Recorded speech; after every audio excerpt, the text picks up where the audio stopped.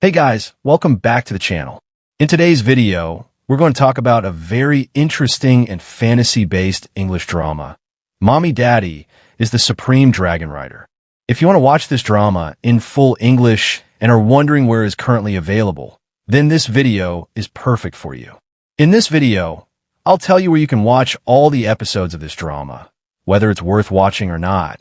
And along with that, we'll also discuss the full storyline, StarCast performances, and a complete review.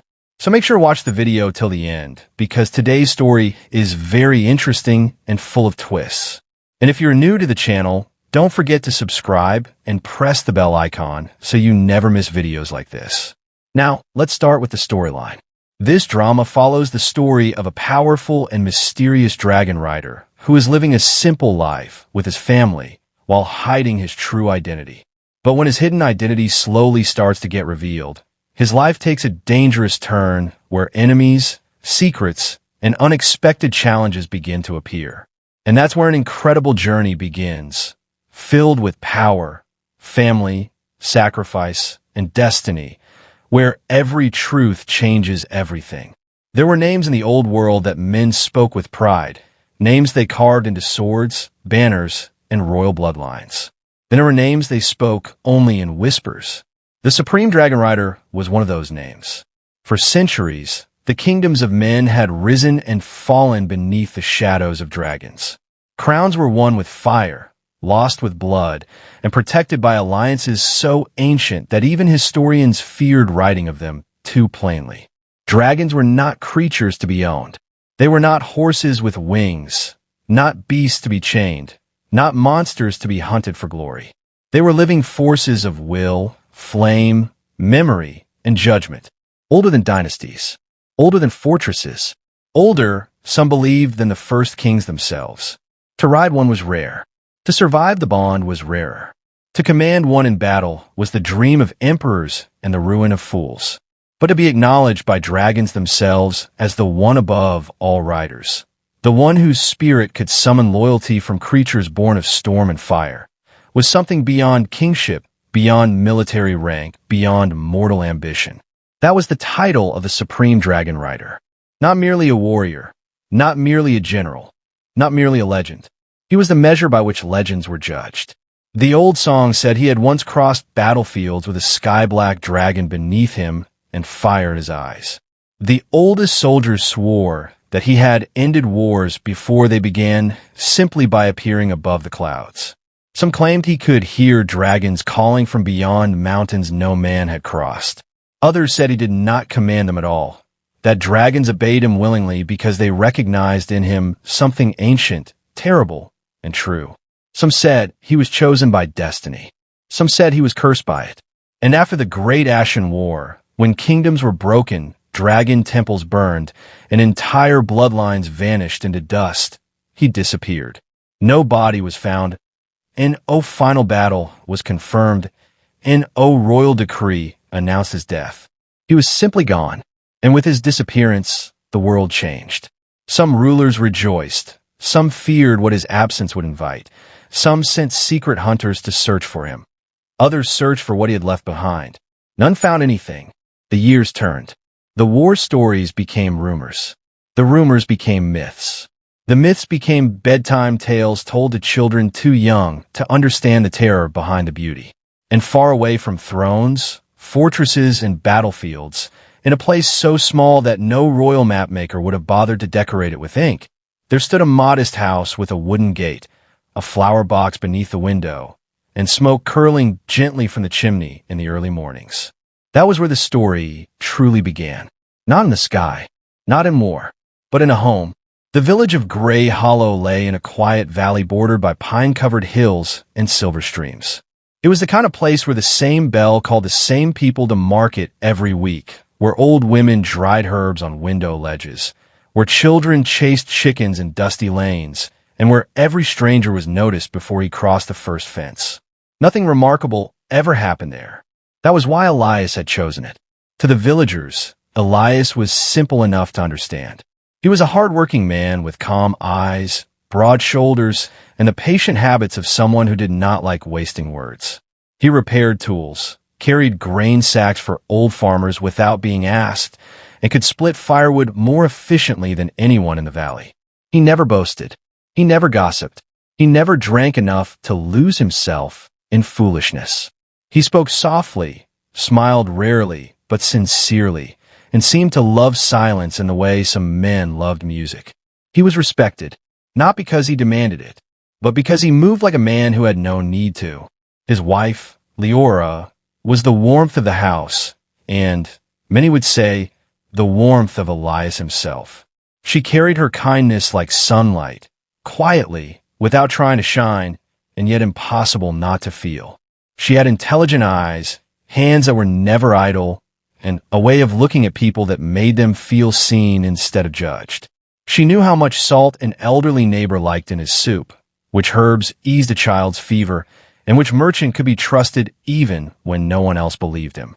The rhythm of the home lived in her movements. Bread rising under cloth, water boiling gently, stitches pulled tight in a child's torn sleeve, lamps lit before dusk. And then there was their child, a little girl named Mira. She was 7 years old and possessed the sort of wonder the world spends the rest of our lives trying to beat out of us.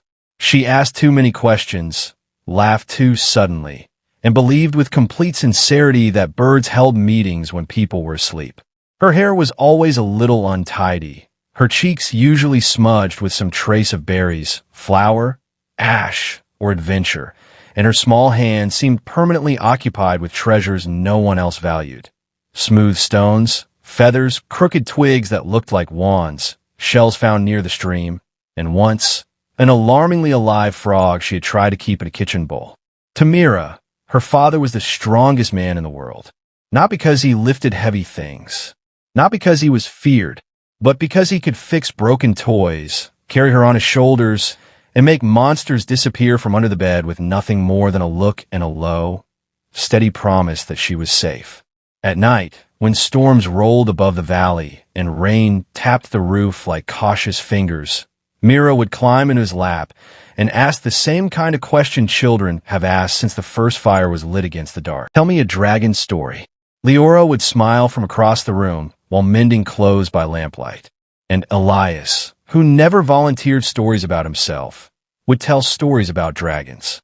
Not loud stories, not glorious ones, never the kind full of cheering armies or triumphant kings. His dragon stories were different. He spoke of dragons who remembered promises longer than humans did, of dragons who hated cruelty, of dragons who could sense fear but respected courage, of the sky not as empty space, but as a living road where the ancient and the worthy met. He described wings like storm clouds, scales like molten metal, eyes like buried suns. But most of all, he spoke of dragons as if they were not monsters to be conquered, but souls to be understood. Mira loved those stories. Leora listened to them differently. Sometimes, while Elias spoke, she would glance up from her stitching and study his face. Not because he was lying. That was the unsettling part. He never sounded like a man inventing anything. He sounded like a man remembering with care what memory cost. She had noticed it long ago. There were silences inside her husband that did not belong to ordinary village men.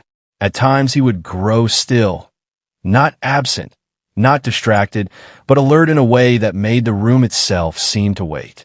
He noticed distant hoofbeats before the dogs barked. He could tell when a storm would break half a day before the clouds darkened. On rare occasions, when startled awake from sleep, he rose not with confusion, but with the readiness of someone whose body had once belonged to danger. Once, in the first winter after their marriage, a falling beam in the barn had nearly crushed a farmhand. Elias caught it, not with struggle, not with a desperate shout and trembling muscles. He simply moved too fast, too cleanly, and held the full weight long enough for 3 other men to stare at him in disbelief before rushing forward. He had laughed afterward and said adrenaline made fools of witnesses. The others had accepted it. Leora had not. Another time, a rabid hunting hound broke loose near the lower fields and lunged toward a little boy. Elias crossed the distance between them. So quickly the women watching later argued about whether they had even seen him move. He did not kill the animal. He only seized it, looked into its frothing eyes, and spoke in a voice too low for anyone else to hear. The beast, which moments earlier had been foam-mad and murderous, went utterly still. Not calm in a natural way, still in a way that made the air feel wrong. When he released it, it ran into the woods, whining like something that had looked too closely at lightning. There were other things. Birds perching near him without fear. Horses lowering their heads when he passed. Campfires that sometimes flared when his temper slipped, though never enough for anyone but Leora to notice. And once, only once, late at night, when he stood alone outside under a moonless sky, Leora had awakened to find his side of the bed empty. She stepped into the yard to call for him and stopped when she saw him at the edge of the field, looking upward. The darkness above him was not empty. Far beyond the clouds, she saw something vast moving where nothing should have been visible. Something winged, something impossible. It vanished before she could breathe his name. When she asked him about it in the morning, he kissed her forehead and told her she had been dreaming. She had let him say it. Because love sometimes recognizes a secret before it understands it. Because marriage is not only made of truths spoken aloud, but also of the silences two people agree to carry until one of them can no longer bear the weight alone. And because, despite everything she did not know, she knew this much with certainty. Elias loved them, completely. Whatever shadows walked beside him, they had not followed him into their home to harm them. If anything, he lived as though every breath of peace in that little house had been purchased at terrible cost. That was why he rose early to chop wood before the frost settled hard. Why he repaired the gate twice when once would have done. Why he checked the windows before sleeping. Why his gaze drifted to the hills whenever Mira laughed outside. He was not merely enjoying peace. He was guarding it. The years Elias had spent in Gray Hollow softened him in ways war never had. He learned the seasons again. Not as a commander planning campaigns, but as a husband noticing which herbs Leora favored in spring broth, which apples Mira stole before they had fully ripened, which month made the river cold enough to numb fingers within seconds. He learned that repairing a roof beside your wife on a windy afternoon could leave a man more deeply content than standing in triumph over 100 enemies. He learned that a child's trust was a heavier burden than armor and a holier one. He also learned that ordinary happiness had a frightening fragility. Every time Mira ran laughing through the grass, he felt it. Every time Leora leaned against him at dusk, tired from the day and unguarded in her affection, he felt it.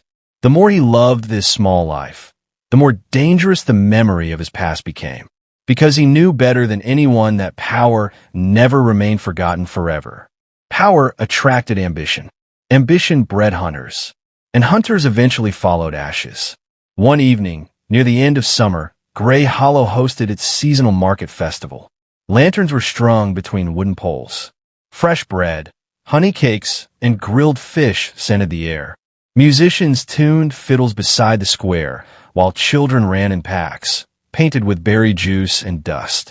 Leora sold preserves with the apothecary's wife.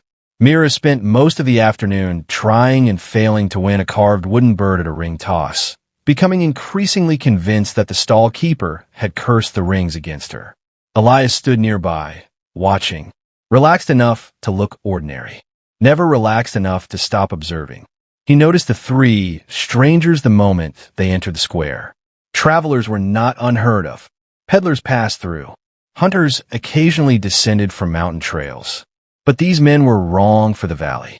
Their boots were too clean beneath the dust they had thrown on themselves to look road-worn. Their cloaks concealed weapons badly disguised as merchant tools.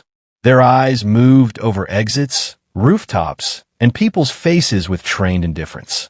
Scouts, or killers pretending not to be. Elias felt the old stillness enter his bones.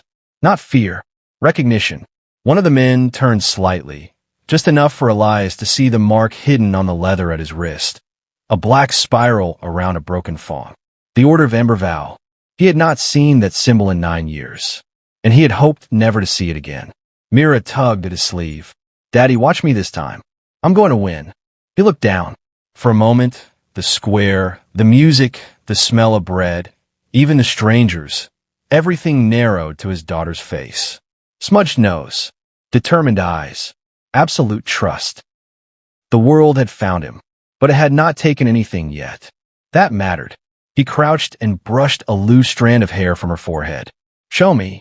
She grinned and marched back to the ring toss with solemn battle seriousness. Elias straightened, his gaze flickering once more toward the three men. They had separated now, pretending interest in stalls. They were searching, not attacking. Not yet. Leora noticed a change in him before he spoke. She approached carrying a basket of jars. "What is it?" His answer came too quickly, too smoothly. "Nothing." She held his gaze. Years of marriage had taught him that lying to his wife was like trying to hide smoke in sunlight. "Elias." He lowered his voice. "Take Mira home after sunset. Bolt the shutters. Don't open the door for anyone." Her expression changed, not into panic, but into something sharper. Who are they? So she had seen them too. He should have found that reassuring.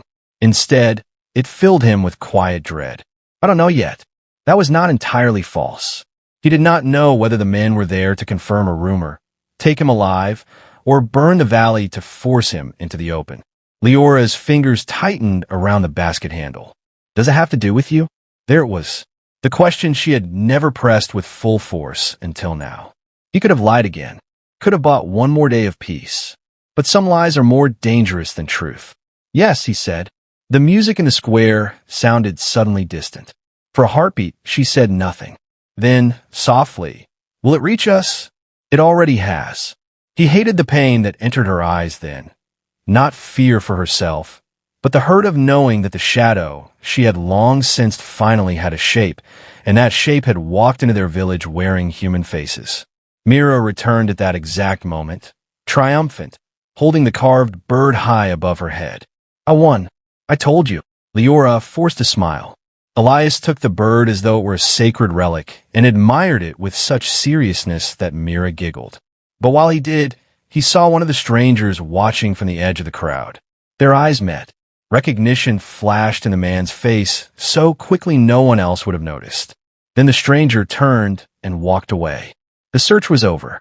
They had found him. That night the valley did not sleep easily. Wind moved through the pines with a restless hiss. Dogs barked more often than usual. Somewhere in the hills an owl called, then went silent as if something larger had passed beneath it. Inside the house, Leora put Mira to bed with practiced gentleness, though her own hands were colder than usual. Mira sensed the strain the way children always do, without language, without logic, with perfect instinct. "Is something wrong?" she whispered. Leora kissed her temple. "No, little star. Just stay in bed tonight, all right?" Mira nodded, though not convincingly. When Leora entered the main room, Elias was barring the door with a timber beam too heavy for most men to lift alone. He had already extinguished every lamp except one. His sword, an object he had never openly displayed in years, lay wrapped in old cloth on the table. Leora stared at it. "I thought you sold it." "I said I got rid of it." She gave a bitter, almost disbelieving laugh. "That is not the same thing." No, he did not defend himself. He was past that. The wrapped sword between them felt like a third presence in the room, silent, accusing, inevitable. She stepped closer. "Tell me what's happening." He looked at her for a long moment, and when he spoke, his voice had the weight of a locked gate opening after too many winters. "There are people in this world who search for old weapons, old bloodlines, old loyalties, old power." He paused. "I was part of that world once." "Part of it how?" "You should have said it then. All of it.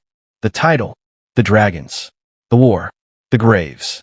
But how did a man place a storm into the hands of the woman he loved and ask her not to be burned? Instead, he said, "In a way I hoped never to be again." Leora's eyes shone, not with tears, not yet, but with the effort of holding herself steady. "Is our daughter in danger because of your past?" His silence answered before his mouth did. "Yes." The word tore the room open. Leora turned away, pressing one hand to her mouth as if to contain 1,000 questions before they could escape at once. When she faced him again, her composure was fragile but fierce. "How long? What? How long have you known it could find us?" He could not insult her with a false number. Every day. That hurt her more than if he had shouted. Every day. Every peaceful meal. Every quiet winter. Every bedtime story. Every kiss at the doorway before he left for work. Every day, he had lived with the possibility that the life they built stood under the shadow of a name he had never trusted her enough to speak. She took a slow breath. Did you ever intend to tell me? Yes. When it was safe. The answer came from love, but it sounded too much like control. Her chin lifted. You mean when you decided I could bear it? I meant when knowing it would not put you in more danger. Leora looked at him, then with a sorrow so deep it nearly broke him. You don't get to choose which truths a wife is strong enough to carry. He closed his eyes briefly. Because she was right. Because he had told himself he was protecting her. And perhaps he had been. But he had also been protecting himself from the look she might give him if she knew exactly what manner of man she had married. He reached for her hand. After a moment, she let him take it. I never lied about loving you, he said quietly. I know. I never lied about Mira being the best thing in my life. I know that too. He swallowed. There were battlefields he had crossed with less fear than he felt now. Everything I hid because I wanted this life to remain real. At that, something in her expression softened. Not into forgiveness, not yet, but into painful understanding. Because she had seen him in the small things. With Mira asleep against his chest, sitting in silence while mending a broken chair leg for an elderly neighbor, standing in the field at dusk, watching swallows cut through the sky, as if he were trying to memorize peace before it vanished. Whatever he had been, this life had not been false to him. It had been holy, and that made the danger surrounding it all the crueler. A sound interrupted them. 3 knocks. Slow, deliberate, heavy enough to carry through the barred wood. Not a villager, not a friend. Mira stirred in the next room. Elias released Leora's hand, and in the same motion unwrapped the sword. The blade beneath the cloth was unlike any village weapon.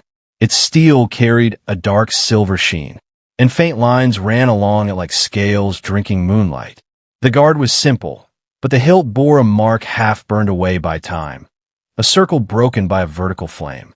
Leora stared, not at the sword itself, at the way Elias held it, not like a man remembering a tool, like a man whose body had just been reunited with a lost language. Another knock came, then a voice through the door. Elias Vane, it called. Or shall I use the name the dead still fear? Leora's breath caught. Elias went utterly still. The name he had buried lay now in the mouth of his enemy like a knife pulled from old bone. The voice continued, almost politely. Open the door. We were told you had become a family man. It seemed too absurd to believe. Elias did not answer. Come now, the man said. If we wished the whole house burned, we would not be knocking. Myra's small voice came from the hallway behind them. Daddy. Leora turned. Mira stood clutching the doorway blanket, wide-eyed and barefoot.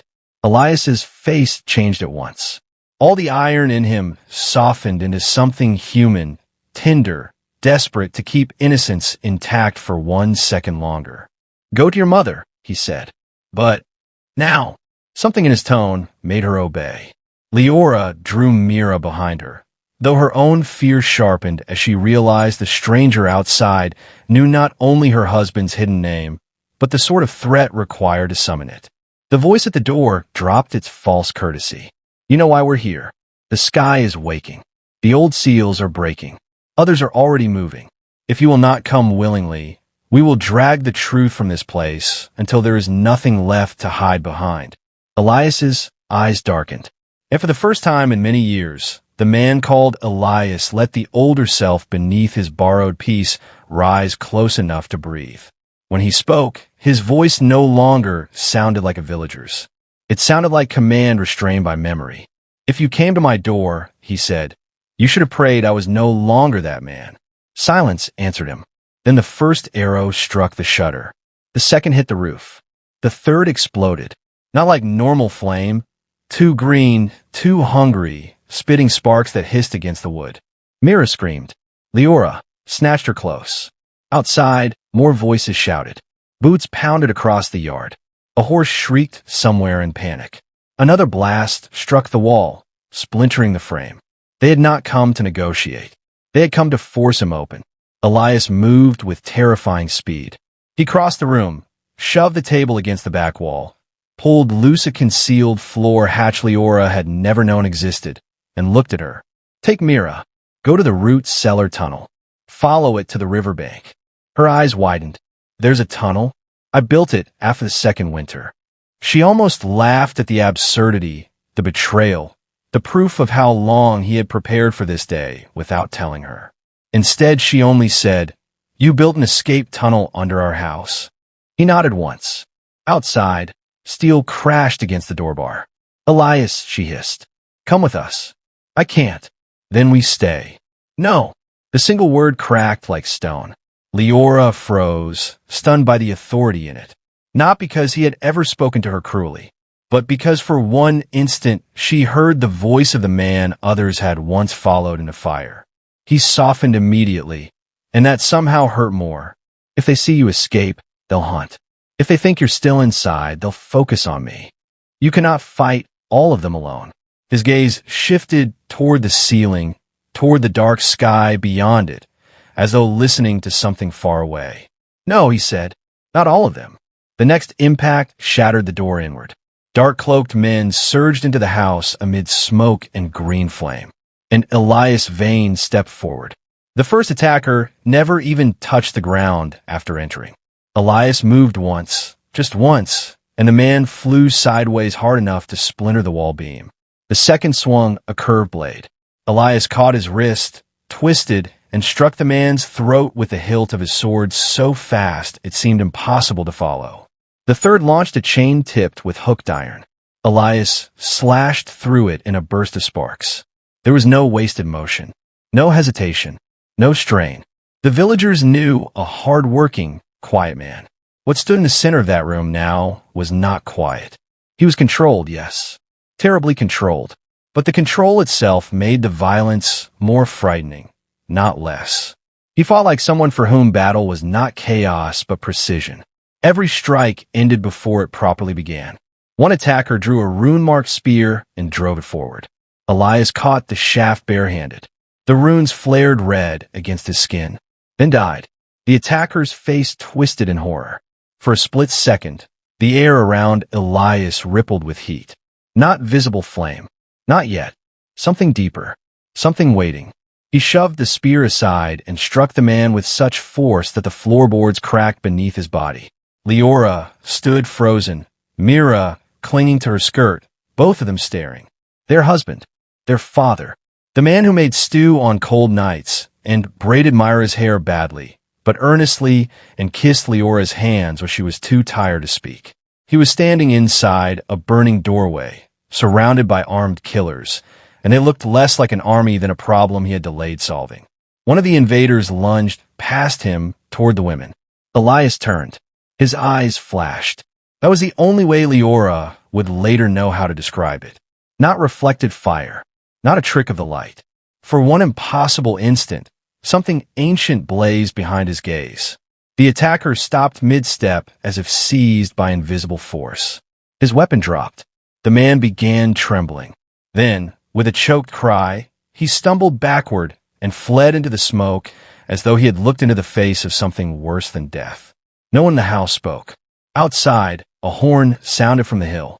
A response signal. There were more coming. Elias looked at Leora. This time, there was no room left for partial truth. Go, he said. Now! Mira was crying silently, her eyes huge and fixed on him. Daddy! He knelt in front of her, even as flames licked the broken frame behind him. Everything about him shifted again. The warrior vanished. The father remained. He touched her face gently.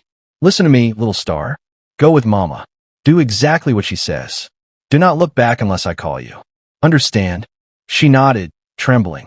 Am I in trouble? No, his voice broke on the word, though his face did not. None of this is because of you. Will you come? He looked at her the way dying men might look at sunrise. Yes, he said. I will come. He stood and turned to Leora. So much passed between them in that one look that language would only cheapen it.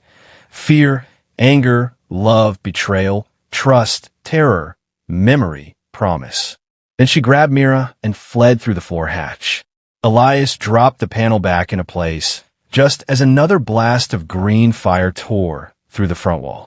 The room exploded in splinters, and outside, under the blackened sky, a voice boomed across the yard. "Surrender, Supreme Rider." The title hit the night like thunder. Even the men attacking him stepped back. The words were not for intimidation alone. They were a proclamation, a witness, a truth dragged into the open where hiding could no longer survive it. Elias walked through the smoke and flame, out into the yard, sword in hand. The village burned in scattered places now. People screamed in the distance. Livestock had broken loose.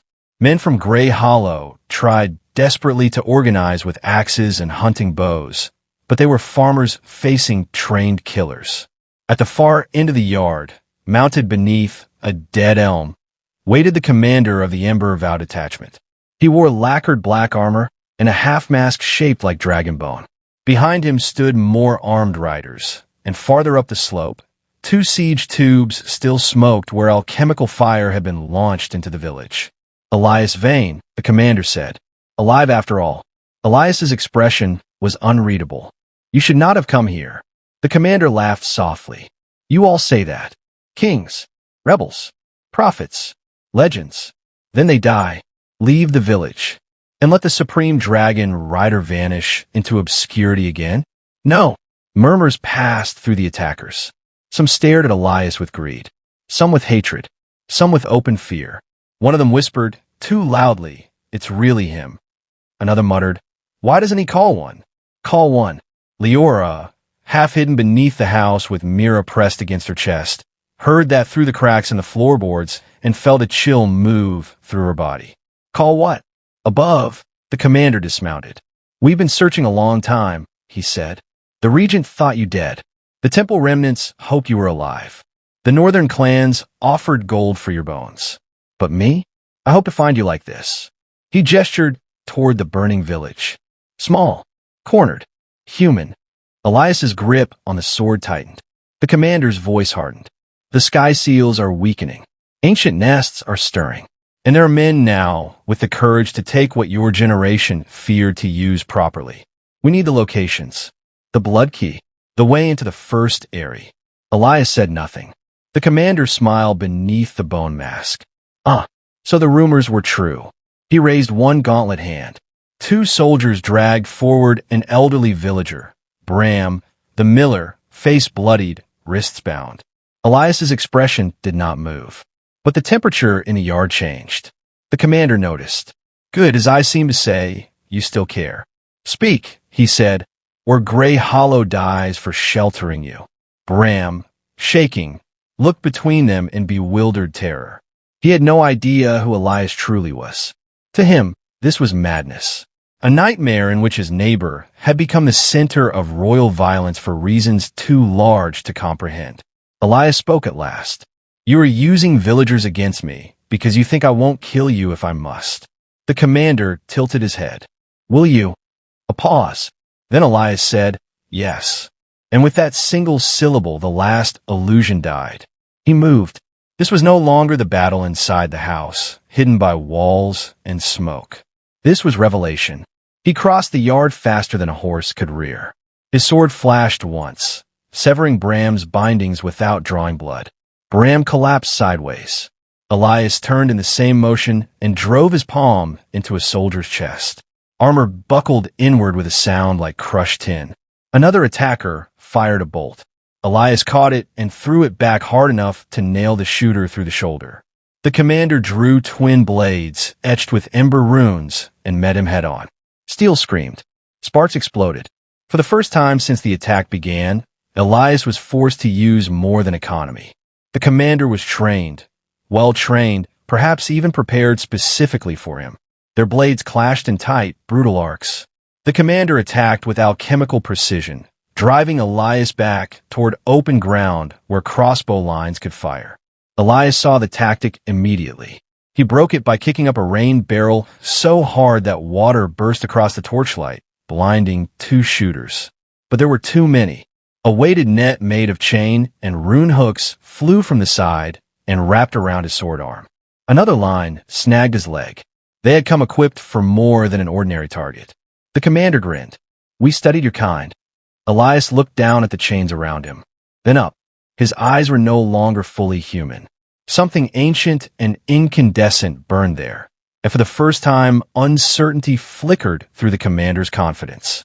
The hooks glowed, attempting to seal power. The ground beneath Elias cracked anyway.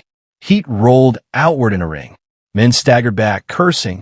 The chains began to redden. "No," whispered one soldier. Elias inhaled, deeply, as if the air itself were answering an old command. And somewhere beyond the mountains, impossibly far and yet suddenly close enough to vibrate in the bones of all who heard it, a roar split the night. Not thunder, not beast, not anything the village had words for. Every head jerked upward. The clouds above, gray hollow twisted. Mira, hidden underground, gasped and clutched Leora's arm. "Mama!" Leora could not speak.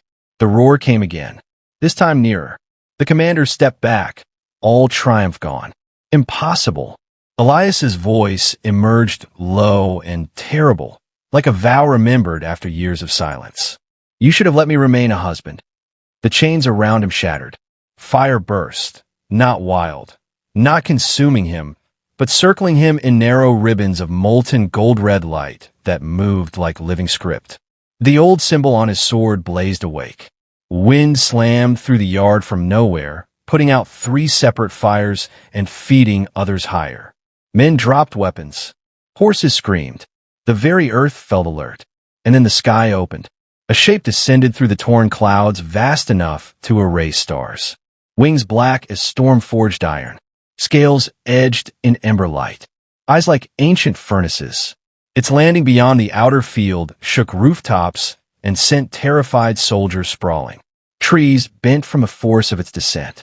Villagers cried out in horror. Children wailed. Even grown men who had lived through raids and wolves and famine fell to their knees because the world had just become larger than their courage. The dragon lowered its colossal head, not toward the commander, not toward the soldiers, toward Elias. There are moments when truth enters the world with such force that denial does not survive even one breath longer. This was one of them. Leora climbed from the hidden passage with Mira in her arms just in time to see it. Her husband stood in the ruined yard, surrounded by fallen enemies, lit by fire and moonbreak and the breath of a dragon that had descended from legend in answer to him. Myra's voice came out as a whisper of pure wonder. Daddy called it.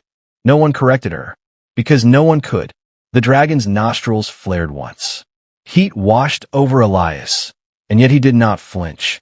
Instead, he stepped forward and rested one hand against the immense armored ridge of its face. The gesture was intimate, ancient, not domination, recognition. The dragon closed its eyes briefly. Around the yard, men who had come to hunt a hidden family now understood with catastrophic clarity whom they had cornered. The commander recovered first, backing away slowly. "Kill the child," he shouted. "If we cannot take him, break him." Every soldier who heard the order became an instrument of death. Every instinct in Elias sharpened to a single point. He turned, and the night changed. The dragon moved first, exhaling a controlled sweep of flame that cut off the advancing flank without touching the villagers behind them. Elias vaulted upward, caught a half-lowered harness line hanging from the dragon's shoulder plate, and in one impossibly fluid motion mounted the beast. Gasps tore from every witness. Mira cried out in delight despite the terror around her. Leora could only stare. The image before her was too large to fit inside the life she had known. The quiet man who fixed chairs and carried flour sacks now seated upon a war dragon like a king out of old prophecy. No, not like a king, like something kings once feared. The dragon rose, wings hammering the air. From above, Elias looked down over Gray Hollow. The roofs, the panicked villagers, the enemy lines, the house he had tried so hard to keep untouched by this world. He had failed. The past had found them. So now the past would answer. He lifted his sword. The dragon roared. And every attacker in the valley understood the same terrible truth at once. The Supreme Dragon Rider had not died. He had only gone home. The battle ended quickly after that, but not cleanly. Power that has been restrained for years never returns gently. Elias did not slaughter blindly. That was not who he was, and it was one of the reasons dragons had once chosen him above other riders. Precision remained even in fury. He targeted siege crews first, destroying their alchemical launchers before more of the village could burn. Then he broke the mounted line, scattering horses and disarming riders rather than annihilating them where possible. His dragon, whose name none in Grey Hollow yet knew, moved with terrible intelligence, striking where Elias guided, but never beyond what he intended. This, more than fire itself, unsettled the survivors. The dragon was not a beast unleashed. It was an ally obeying a bond. The commander of the Ember Vow tried to flee before the end, but Elias drove the dragon down in front of him, shattering the road with its landing. The commander's horse bucked and threw him. He rose bleeding, blades in hand, the confidence gone from him at last. "You should have stayed buried," he spat. Elias dismounted slowly. He did not look triumphant. He looked tired in the deepest way a man can be tired. Tired not of battle, but of being forced to become again what he had bled to leave behind. "You came into my home," he said. The commander lunged. 3 heartbeats later, both of his blades lay broken in the dust, and Elias's sword rested at his throat. "Who sent you?" Elias asked. The commander laughed blood into the dirt. "Too late." "For what?" "The sky is already breaking. Others are moving. You think this village matters? You think your wife and child matter more than what's waking under the mountains?" At the mention of them, Elias's eyes hardened. The commander saw it and smiled with ruined satisfaction. "There, that's why you lost the world. You became weak enough to love something smaller than destiny." Elias's answer was immediate. "No," he said, "that is the only reason I was ever worthy of power." He struck the commander unconscious with the hilt. Behind him, dawn's first gray line had begun to touch the horizon. The village was smoking. People were injured, homes damaged, livestock scattered. Not all of Grey Hollow had survived the attack. The dead were few compared to what it might have been, but for a village that had known mostly ordinary hardships, any blood spilled in the night felt like a wound in the soul of the place itself. Villagers emerged slowly from cellars, ditches, barns, and prayer closets. They looked at Elias differently now, not with one emotion, but with too many. Awe, fear, confusion, gratitude, suspicion. The old order of their world had been shattered in a single night. Their neighbor was not their neighbor. Their valley was not beyond notice. Their sky was not empty. Leora stood near the damaged well, with Mira wrapped in a blanket. Ash marked her cheek. Her hair had come loose. She looked exhausted, shaken, and unbearably beautiful to him in that painful way truth sometimes sharpens the face of someone you love. Mira broke from her and ran to him. "Daddy!" Elias dropped to one knee and caught her in his arms. For a moment, nothing else existed. Not the villagers staring. Not the dragon looming like living myth behind him. Not the smoke. Not the dead. Not the future closing in. Only the crushing relief of feeling his daughter alive against his chest. "You came back," she whispered. He shut his eyes. "I said I would." She pulled back enough to look at him with solemn intensity. "You're really a dragon rider." There it was. Not accusation. Not fear. Wonder. He almost smiled despite everything. "Yes. A supreme one." He glanced past her at the silent villagers, at Leora, at the dragon whose ember eyes watched him without impatience. "There was a time when people called me that." Mira considered this carefully, then asked the most important question in her world. "Are you still my daddy?" The sound Elias made was almost a laugh and almost a sob. "Always." Satisfied, she hugged him again. But when he looked up at Leora over Myra's shoulder, he saw that children accepted impossible truths with far greater mercy than adults. Leora had not moved. She was still trying to reconcile memory with revelation. Every quiet morning, every unanswered question, every strange instinct, every hidden wound. Every night, he had stood at the window, listening to skies she could not hear. She had married a man, but the world had just told her she was wife to a legend. Those two things were not easy to hold at once. Elias stood, Mira still clinging to his hand, and approached her slowly. Around them, villagers avoided getting too close to the dragon. Some bowed unconsciously. Others crossed themselves or muttered prayers. A few simply stared as though their minds had not yet caught up to what their eyes were seeing.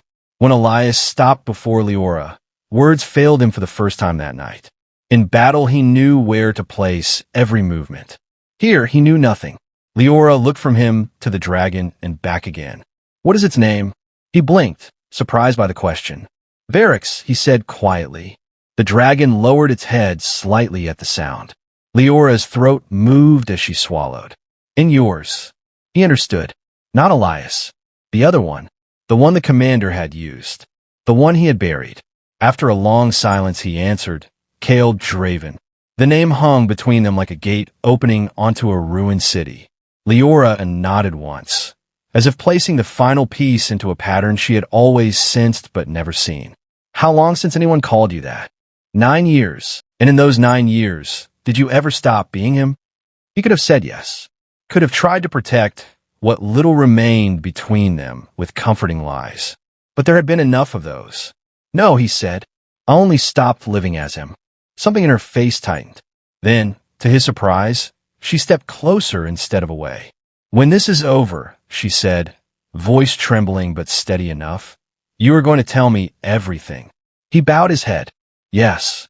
And if you ever again decide alone what truths I can survive, I won't." She held his gaze for another moment, searching it for honesty, anger, shame, maybe all three. Whatever she found, it did not restore peace. But it prevented something worse than fear, distance. Then Mira looked up at Varix and asked, in full childish sincerity, "Can I pet him?" Several villagers made choking sounds. Even Elias stared.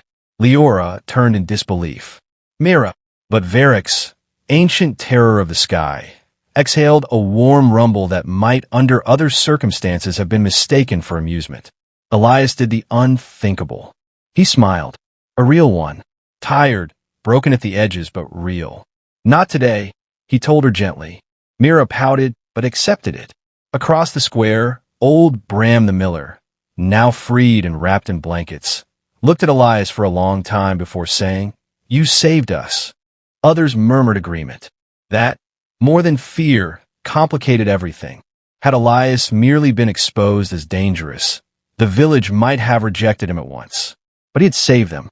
With impossible power, yes, but saved them all the same. Human hearts are rarely simple in the presence of miracle. One by one, people began to bow their heads, not in formal loyalty, but in confused gratitude. Others retreated, unwilling to trust what they could not understand. A few mothers drew their children close and backed away with frightened eyes. Elias accepted all of it in silence. He did not blame them. He had chosen this village precisely because it belonged to a world without men like him. Now that world was gone, and he knew, with the cold certainty of old instinct returning, that Grey Hollow would never again be safe. The Ember Vow had found him. Others would follow. Worse than hunters, perhaps. Worse even than the men who had attacked in the night. The commander's words echoed in his mind. The sky is already breaking. That was not the threat of a defeated fanatic. That was the warning of a man sent because something bigger had already begun. Varix shifted behind him, lifting his head toward the eastern mountains. The dragon could feel it too. The old currents moving. Seals weakening. Ancient doors remembering how to open. Elias looked at the rising dawn and knew that the life he had built was over. Not because he no longer loved it, but because loving it now required him to lead it into danger instead of hiding it from danger. He turned back to Leora and Mira. "We can't stay." Leora had expected those words the moment she saw the dragon descend, and still they hurt. She looked around at the valley, the damaged house, the neighbors gathering their dead and wounded, the garden she had planted, the walls where Myra's height had been marked in charcoal over the years. Home. Not grand, not famous, but theirs. "Because more will come?" she asked. "Yes." Mira clutched his sleeve. "Are we going somewhere dangerous?" He knelt beside her again. "I'm going to take you somewhere safer than this." She pointed at Varix. On him. He hesitated, not because it was impossible, because once their child took to the sky, there would be no pretending she belonged to an ordinary life. Eventually, he said. That answer thrilled and unnerved her once. Leora watched them and felt the shape of her world altering beneath her feet. Last night, she had been a village wife with a husband who kept painful secrets. This morning, she was standing beside a dragon, listening to a man named Kael Draven, supreme dragon rider, hidden warrior, loving father, tell her that their life must now become flight. Part of her wanted to demand that none of this be real. Part of her wanted to strike him for the years of silence. Part of her wanted to collapse against him and let him carry all of it the way he always tried to. And beneath all those human things, there was another feeling she could not deny. She was afraid for him. Not of him. For him. Because the man standing before her looked like someone being pulled back into a war he had escaped only by losing too much to remain whole. He was not eager, that he was not proud, that he was not reborn in joy. He was returning because love had left him no other honorable choice. That, more than the dragon, more than the title, more than the power, broke her heart open. She stepped forward, set one trembling hand against his face, and said softly, "Then we go together." Elias closed his eyes and leaned in her touch for one brief second, as if the simple human warmth of her palm could anchor him against everything rising inside and around him. When he opened them again, the old steel had returned, not in place of love, but fused with it.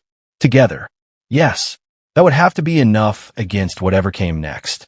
Because somewhere beyond the mountains, beyond Grey Hollow, beyond all the years he had spent pretending the world could forget him, the old powers were waking. The kingdoms would hear soon enough. The hidden loyalties of riders, traders, priests, and kings would begin moving. Enemies would gather. Old allies, if any still lived, might answer. And the man who had chosen a small house over a burning sky would have to become again what the Age of Dragons had lost. Not for glory, not for rule, not because he longed for the title the world had given him, but because now his wife knew the truth. His child had seen him in fire and still called him daddy. And the home he built in peace had become the one thing in all the world worth riding back in a war to protect. The morning after the battle, Grey Hollow no longer looked like a place anyone would choose to hide. Smoke still drifted from 3 collapsed rooftops. The market square, where children had played and merchants had bickered over apples only hours ago, was scarred with blast marks and overturned carts. Blood had dried on the cobblestones near the fountain. A horse wandered riderless through a broken fence, its eyes still wild from the night's terror. And everywhere, on porches beneath awnings beside the well, villagers sat in the stunned, hollow silence that follows violence inflicted upon the innocent. They were not soldiers. They had never asked to be part of anyone's war. And yet this morning their dead lay under cloth by the temple steps. Their children had nightmares etched in a fresh memory, and their quiet lives had been cracked open by forces they did not understand. All because of one man. Elias, Kael, felt the weight of that with every step he took through the village. People watched him differently now. Some flinched as he passed. Others nodded with an uncertain gratitude that had not yet decided whether it was closer to respect or to fear. A few turned away entirely, unable to look at the face of a man they had trusted as a neighbor and now could not reconcile with the creature of legend who had descended from the sky to fight beside a dragon. He did not blame a single one of them. In their place, he would have felt the same. Back at the house, what remained of it, Leora was packing. Not much had survived the fire and the explosive charges. The kitchen wall had caved inward. The bedroom roof sagged dangerously. Myra's room was mostly intact, but the window had shattered and ash covered everything. Leora moved through the wreckage with the kind of focused composure that people mistake for strength, but is often closer to numbness. She folded clothes that smelled of smoke. She wrapped 2 jars of preserves in cloth. She placed Myra's carved wooden bird, the prize from the festival a lifetime ago in hours, into a small leather bag with careful hands. Mira followed her like a shadow, quiet in the way children become when they sense that the adults around them are holding together by will alone. "Are we coming back?" Mira asked. Leora's hands paused on a folded blanket. She did not look up. "I don't know, little star. But my garden? We'll make a new one." That answer seemed to break something in both of them at once. Elias appeared in the damaged doorway. He had been speaking with the village elders, or trying to. The conversation had been difficult. Bram the miller had advocated for understanding. Others had been less generous. One elder had flatly stated that Elias's presence endangered them all and that he should leave immediately, taking his secrets and his beast with him. Elias had agreed without argument. That quiet acceptance had unsettled the elder more than any defense would have. Now he stood in the door and watched his wife and daughter salvaging fragments of a life he had failed to protect. "The road to the Greymount Pass is clear," he said. "We should leave before midday." Leora nodded without turning. "Where are we going?" Mira asked. Elias crouched beside her. "East, to a place I knew a long time ago. Before you were my daddy." A muscle moved in his jaw. "Yes." She studied his face with the terrifying clarity of a child who has not yet learned to avoid difficult observations. "You look sad. A little. Because of the bad men. Because of a lot of things." She reached up and touched his cheek the way Leora sometimes did. "Don't be sad, Daddy. The dragon will scare them." He managed half a smile. "His name is Varix."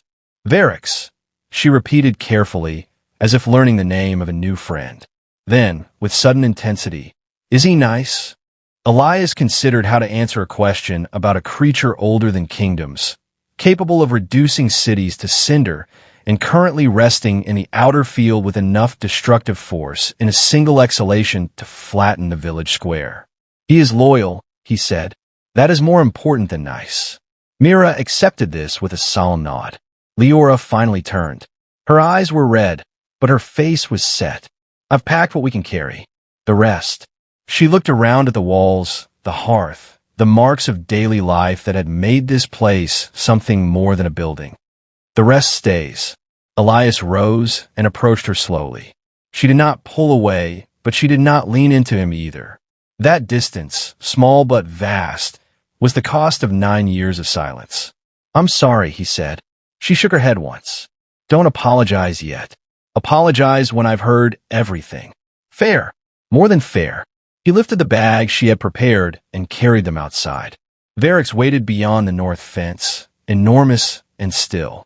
The dragon had not moved since dawn. He rested with his wings folded close. His massive head turned slightly toward the eastern horizon as though listening to something carried on a wind only he could hear. His scales, in daylight, were darker than they had seemed in firelight, deep charcoal black with fissures of molten amber running along the ridges, like veins of lava in cooled stone. His eyes, half-lidded, glowed with an intelligence that made looking into them feel uncomfortably like being studied back. Several villagers had gathered at a safe distance to stare. Children pointed. Adults muttered.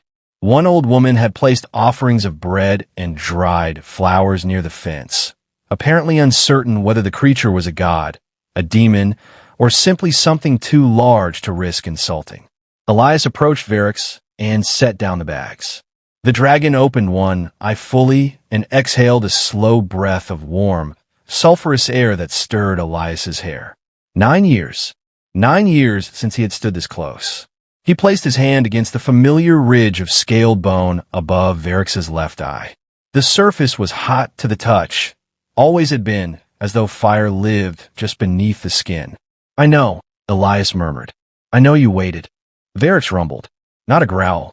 A sound too low for human ears to fully register, felt more in the chest than heard. It vibrated through the ground and into Elias's feet, his spine, his ribs. It was the sound of a bond that had never broken, only stretched across silence and distance until the night it snapped back into place with the force of a continent remembering its own shape. Leora and Mira arrived at the fence.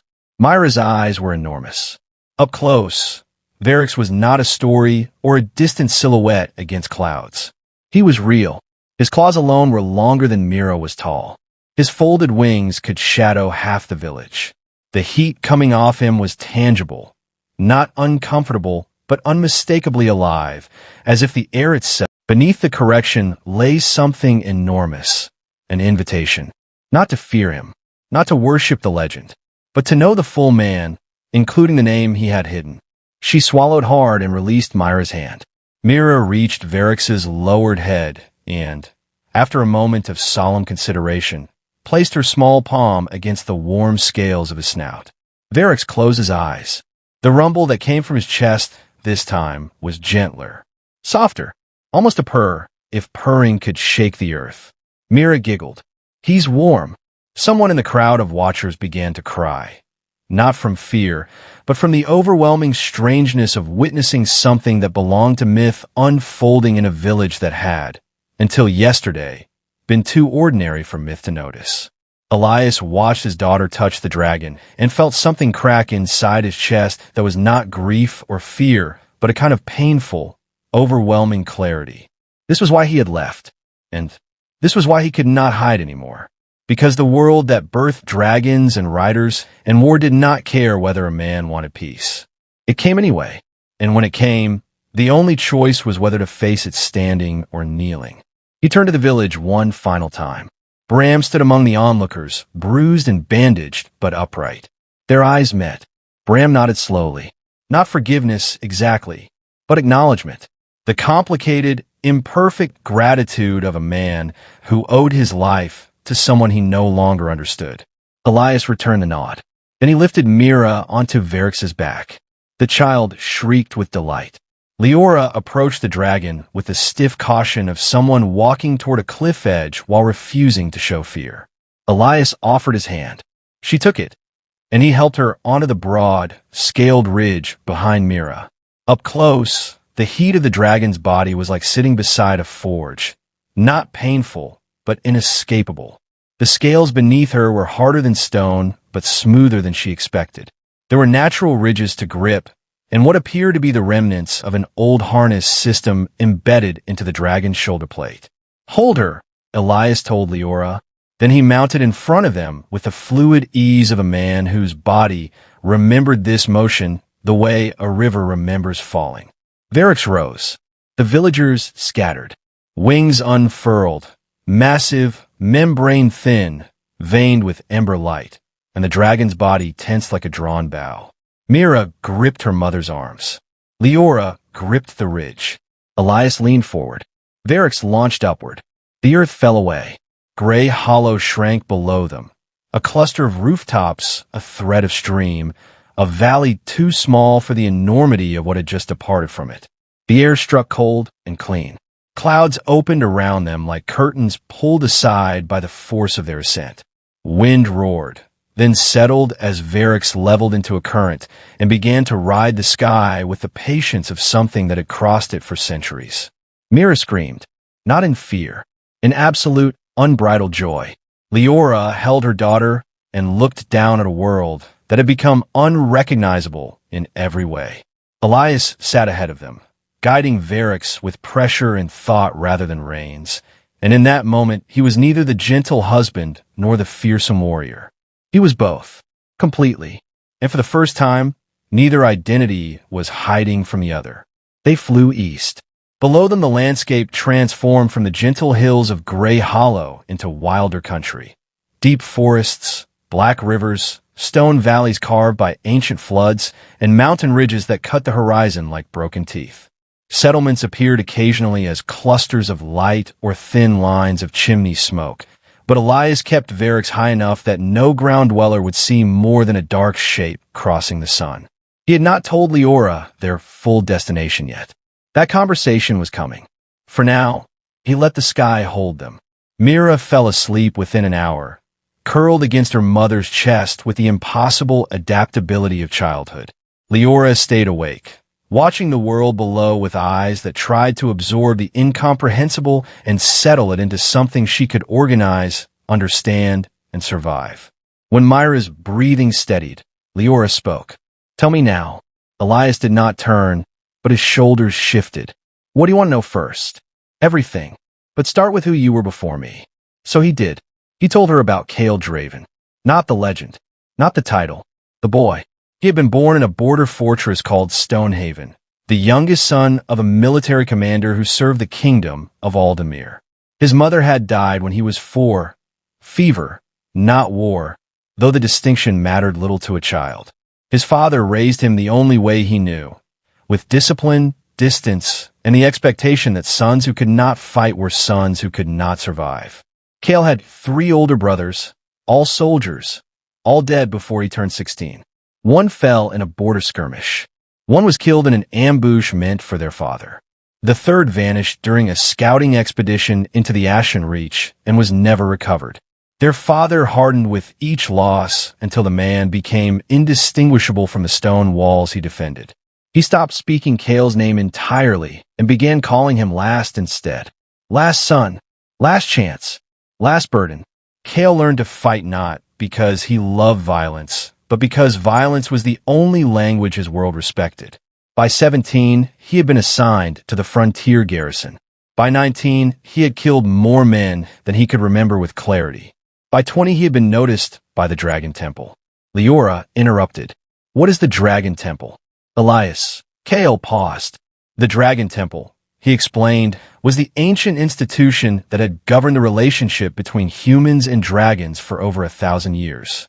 It was not a religion, though some treated it as one. It was a place of bonding, training, and covenant. Located deep in the Ashen Mountains, it housed the Ares, the vast cathedral-like caverns where dragons nested, raised their young, and chose their riders. Chose. That word was important. Humans did not select dragons. Dragons selected humans. The process was mysterious, sometimes violent, often fatal. Candidates entered the Ares alone. Some came out bonded. Most came out empty. A few did not come out at all.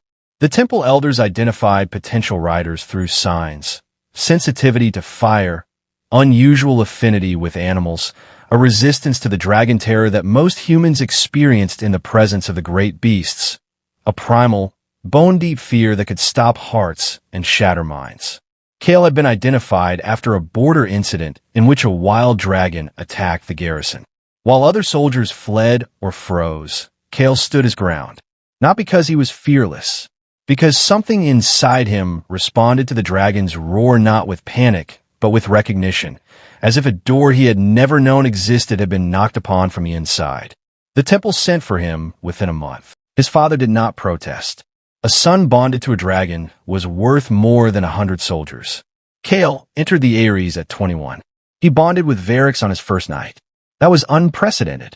Most candidates spent weeks, sometimes months in the caverns, slowly earning the tolerance of the dragons within. Cale walked into the deepest chamber, a place called the First Dark, where the oldest and most powerful dragons slept, and Varix, who had not accepted a rider in over 300 years, opened his eyes and rose. The temple shook. Stone cracked. Fire erupted from vents that had been cold for decades. And Varix lowered his massive head to a 21-year-old soldier's hand, as though he had been waiting for exactly this moment since the last age ended. The elders were terrified, not because the bond was dangerous, because it was too strong. Bonds between rider and dragon existed on a spectrum. Ordinary bonds allowed communication, trust, and cooperative flight. Strong bonds allowed shared sensation, emotional resonance, and coordinated battle instinct. But the bond between Cale and Varix was something the temple had not seen in living memory.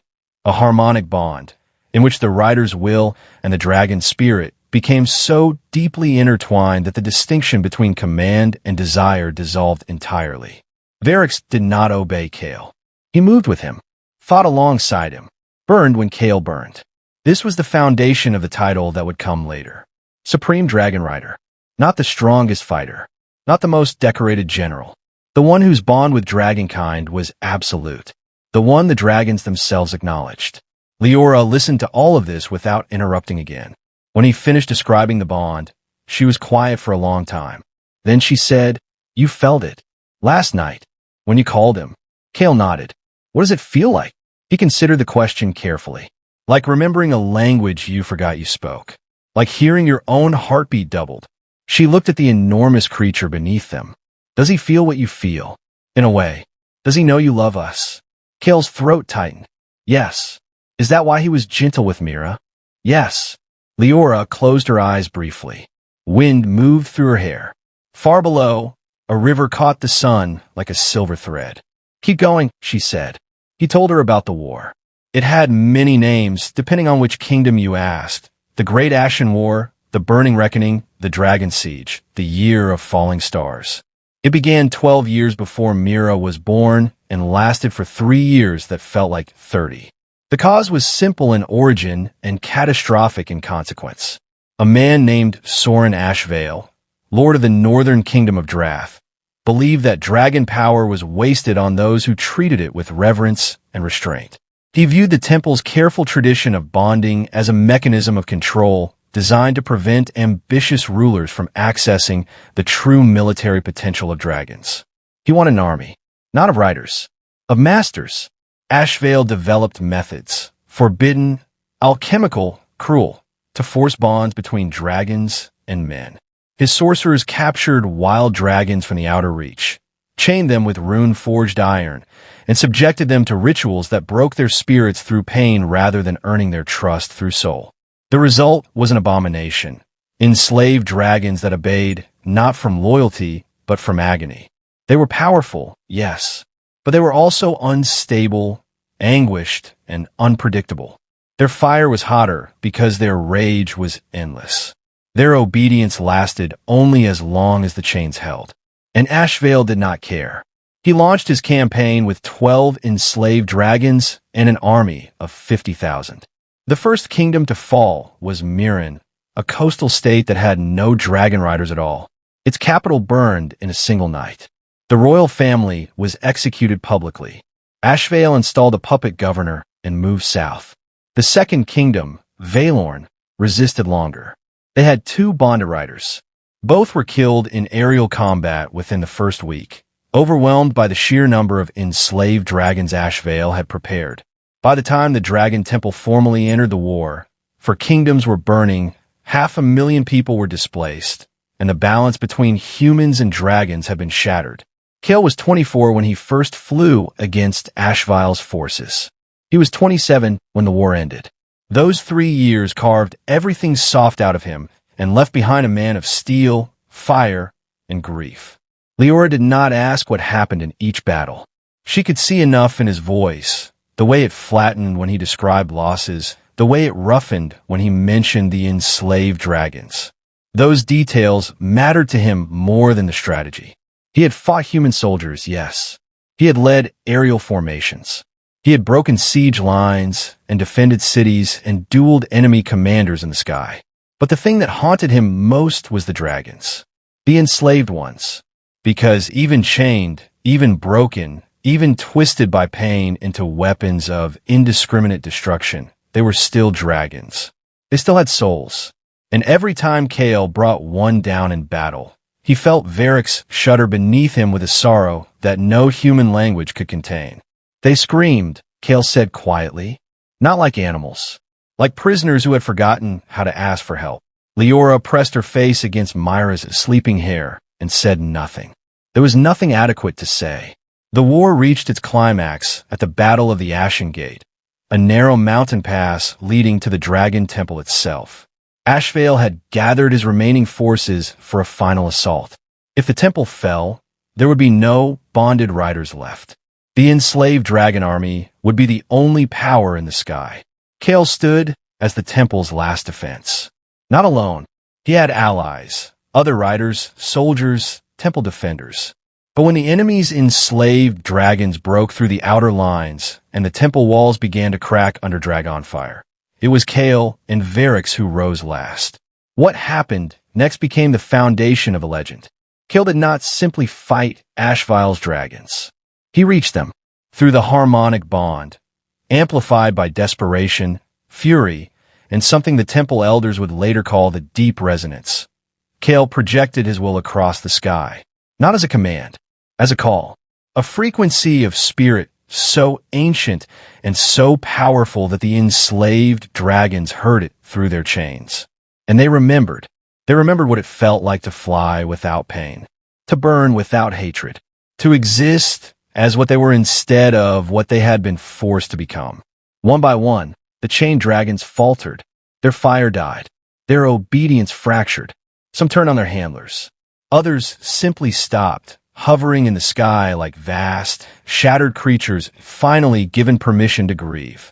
A few descended to the ground and collapsed, the rune chains cracking as the alchemical bonds dissolved in the presence of something far older and far truer than sorcery. Ashvale, watching from his command platform, understood in that moment that he had already lost. Not because his army was defeated, because the one weapon he had built his entire campaign upon, the control of dragons through pain, had been undone by a single rider who chose compassion over domination. The battle did not end cleanly. Ashvale's human forces fought on. The remaining enslaved dragons that could not be reached were killed or fled into the wild, too damaged to survive long. Ashvale himself was cornered, not by soldiers, but by Varix, who landed before the warlord's platform and simply stared. Cale dismounted and walked toward the man who had started the war. Ashvale drew a sword inscribed with dragon-killing runes. Their duel lasted less than a minute.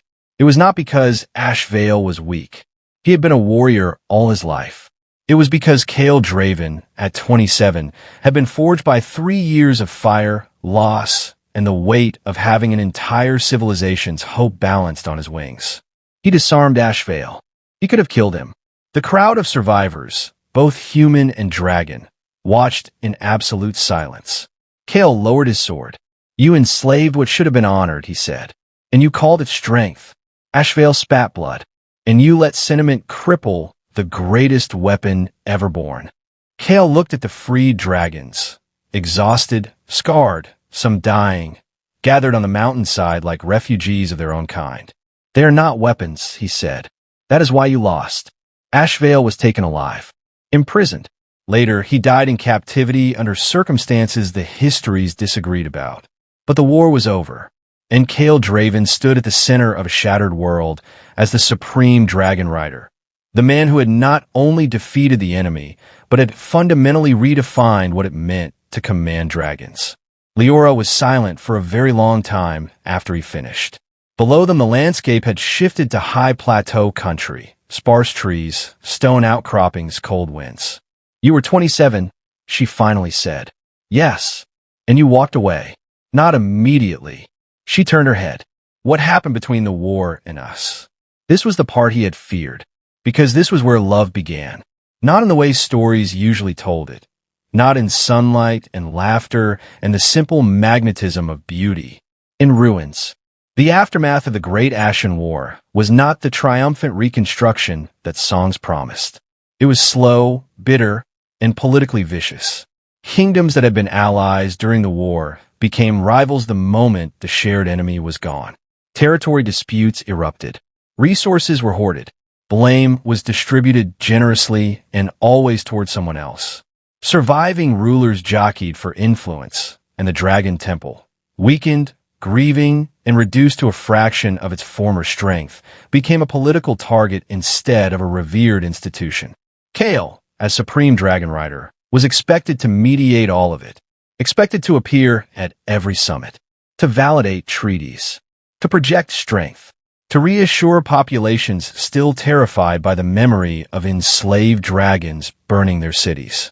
He was 27 years old and carrying the political weight of a continent. He tried. For 2 years he tried. He mediated between the southern kingdoms and Drath's remnants. He worked with temple elders to rehabilitate free dragons and establish new bonding protocols. He defended the rights of dragons to exist without subjugation, a position that made him deeply unpopular with rulers who saw dragon power as a military asset to be controlled. He attended court. He spoke to councils. He stood in rooms full of men who smiled to his face and schemed behind his back, and he did it all while still hearing, in quiet moments, the screams of chained dragons and the cracking of rune iron. The breaking point came during the Concord of 5 Crowns. 5 kingdoms met to sign a peace agreement. Cale was invited as both witness and guarantor. The agreement was supposed to establish a framework for shared governance of dragon territories. Instead, Kale discovered that 3 of the 5 signatories had secretly agreed to a side treaty, a provision allowing limited dragon conscription for military patrols under controlled bonding conditions. Control bonding. The same philosophy Ashvale had used, dressed in nicer words. Kale confronted the signatories in open council. The confrontation was ugly. One king told him directly, "You are a warrior, not a governor. Know your place." Another said, "The dragons are a resource. Sentiment does not feed nations." The third smiled and said nothing, which was worse. Kale walked out. He returned to the temple that night, stood before the assembled elders, and told them the truth. The world he had bled to save had already begun repeating the same mistakes that had caused the war. The elders counseled patience. Patience.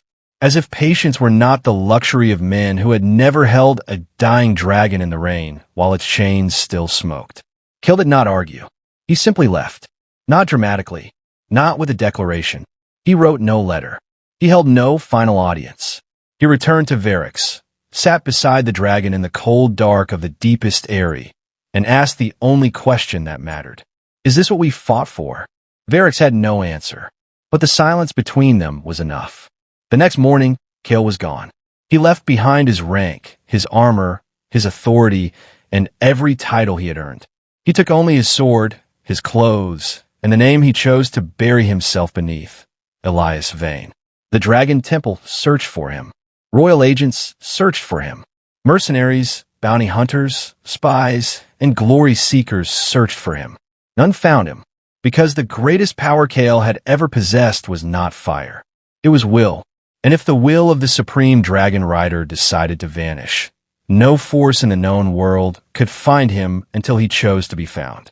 He wandered for 2 years, through border towns, mountain camps, nameless hamlets, and forgotten roads.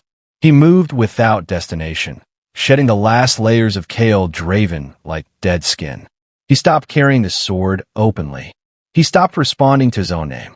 He let his hair grow, his discipline loosen, his armor rust, and his reputation fade into the kind of vague legend that people half believed and half dismissed. He was not searching for anything. He was unlearning. Then, in a rain-soaked village near the southern edge of the Greymark Valley, he met a woman arguing with a grain merchant about the price of flour. She was losing the argument, not because she was wrong. She was entirely correct that the merchant was overcharging during a drought, but because the merchant was twice her size and 3 times her stubbornness. Kale watched from beneath a dripping eave. She caught him looking.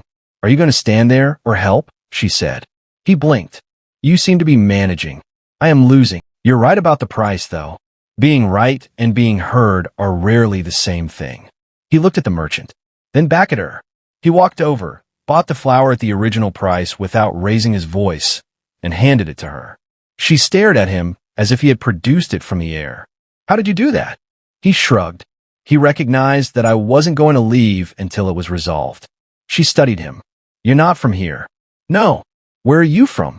"Nowhere lately." She smiled. Not a wide smile. A knowing one.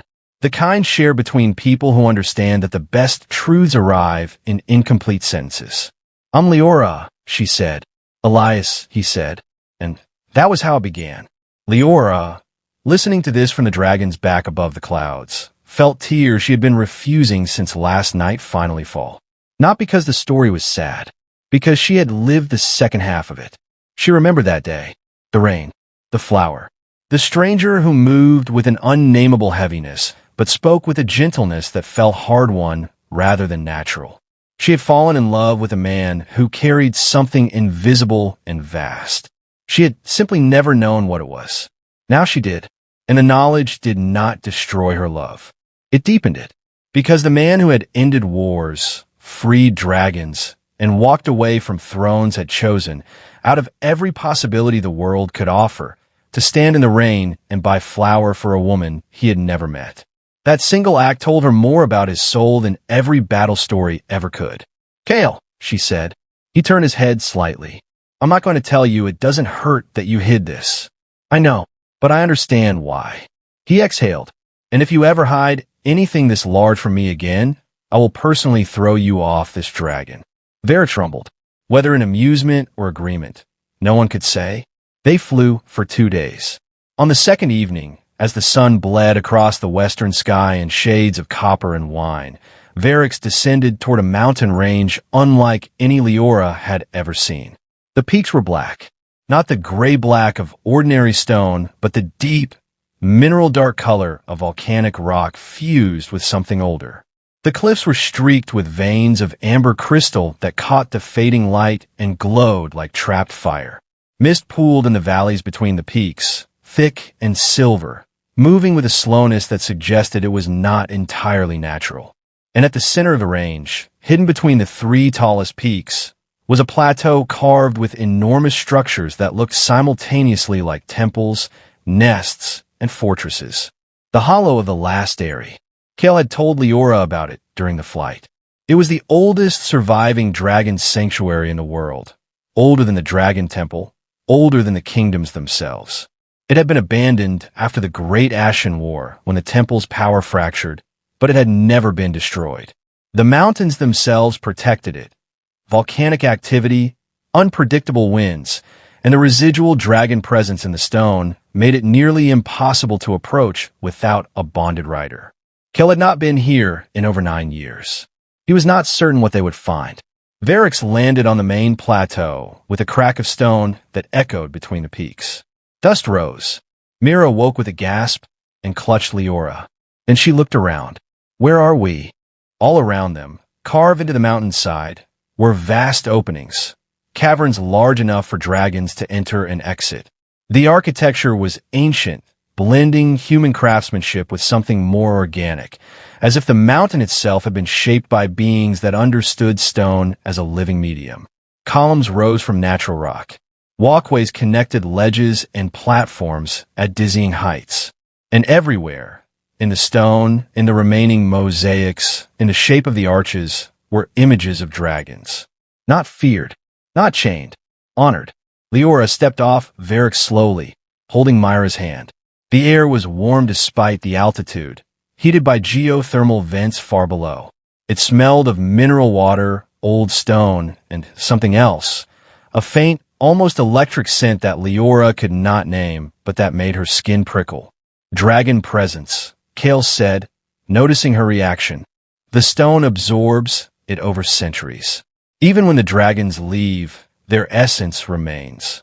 Mira tugged free from Leora and walked toward the nearest cavern entrance with the fearlessness of someone too young to understand the weight of what she was approaching. Mira, Leora called, but Cale watched with different eyes. Inside the cavern, the walls glowed faintly with embedded crystal. The floor was smooth, worn by centuries of passage. And deep in the back, barely visible, something shifted. Not Varix, something else. Mira stopped. From the shadows emerged a shape, smaller than Varix, much smaller, but unmistakably draconic. Its scales were pale silver with blue undertones. Its eyes were enormous, luminous, and utterly focused on the child who had walked into its home without permission or fear.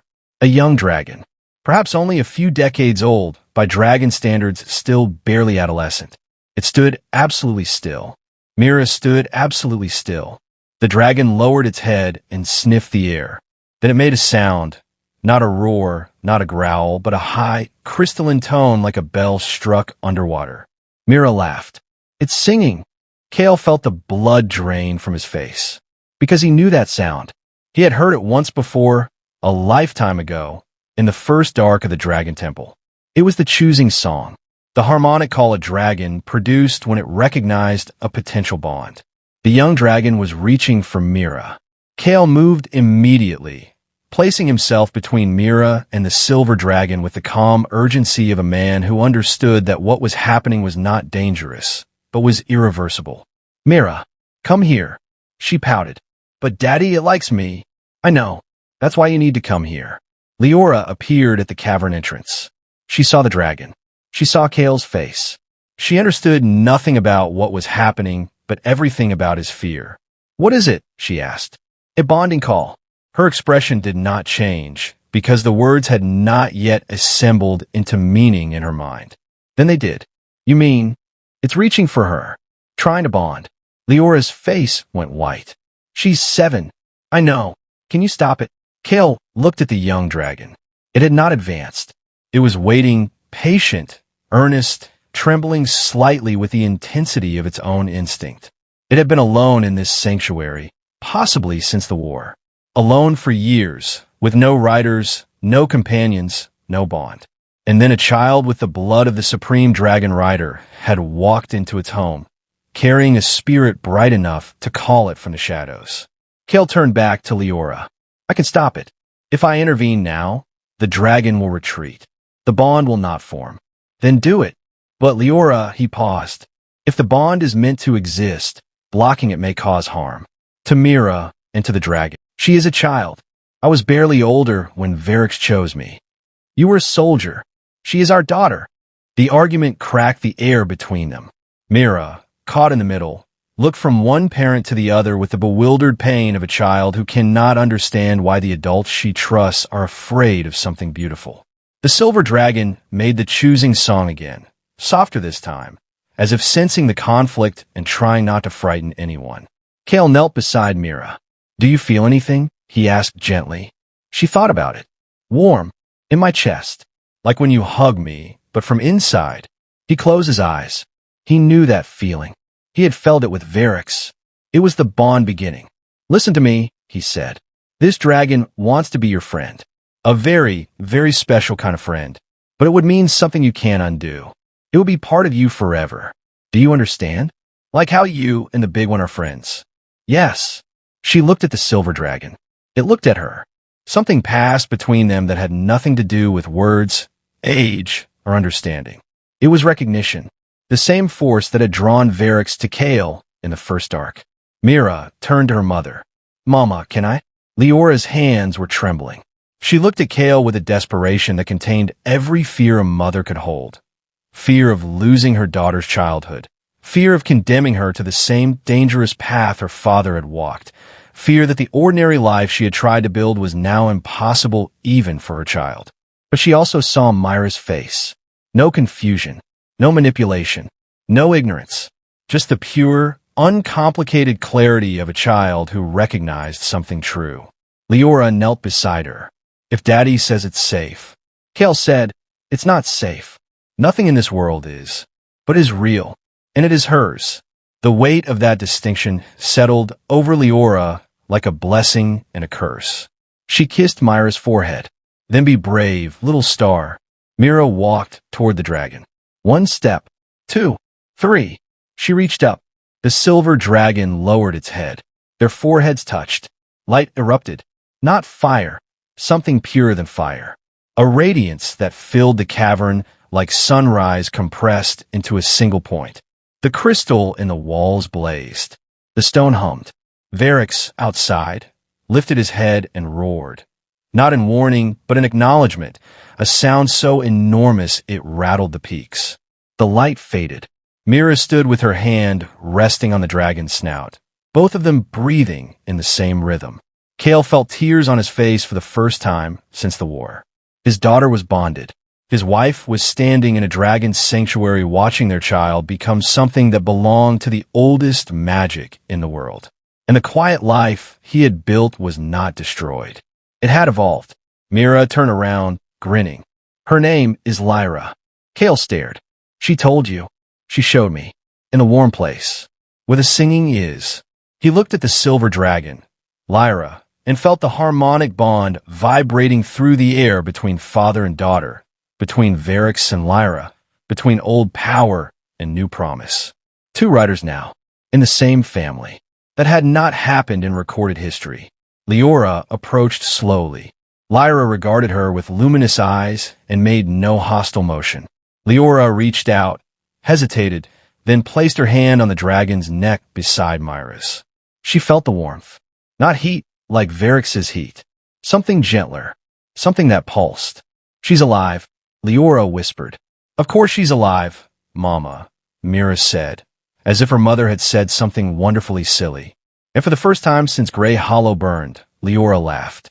It was small and shaky and full of too many emotions to untangle. But it was a laugh. And in the cold stone of the last eyrie, it sounded like the beginning of something new. Word travels in ways that do not require roads. Within days of Chaol's reappearance, the resonance of Varrix's return had rippled across the dragon-sensitive world. Those who understood the old frequencies, former riders, temple scholars, dragonkin sensitives, felt it like a pressure change before a storm. The Supreme Dragon Rider was alive, and he had returned to the last Eyrie. The first to arrive was not an ally. It was a memory. Her name was Seraphine Ashbourne.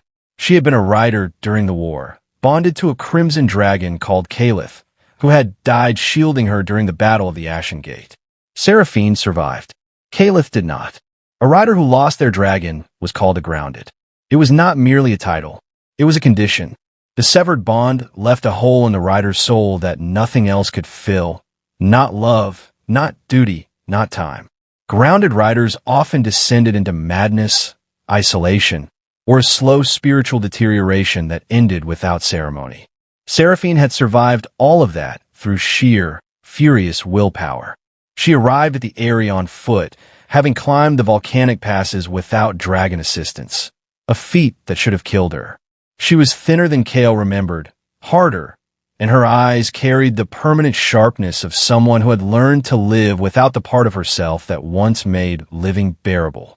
She found Chaol in the main hall, cleaning dust from the ancient mosaics. "You look domestic," she said. He did not flinch. "Seraphine, 9 years." She crossed her arms. "Not even a letter. I was protecting my family." "You were hiding." "Yes," he said. "That too." She studied him. "The world didn't stop burning when you left." "I know. The temple is fractured. 3 factions. 2 of them want to militarize what's left of the dragon population. The third is so devoted to non-intervention, they've essentially become monks who do nothing." "I know. You know."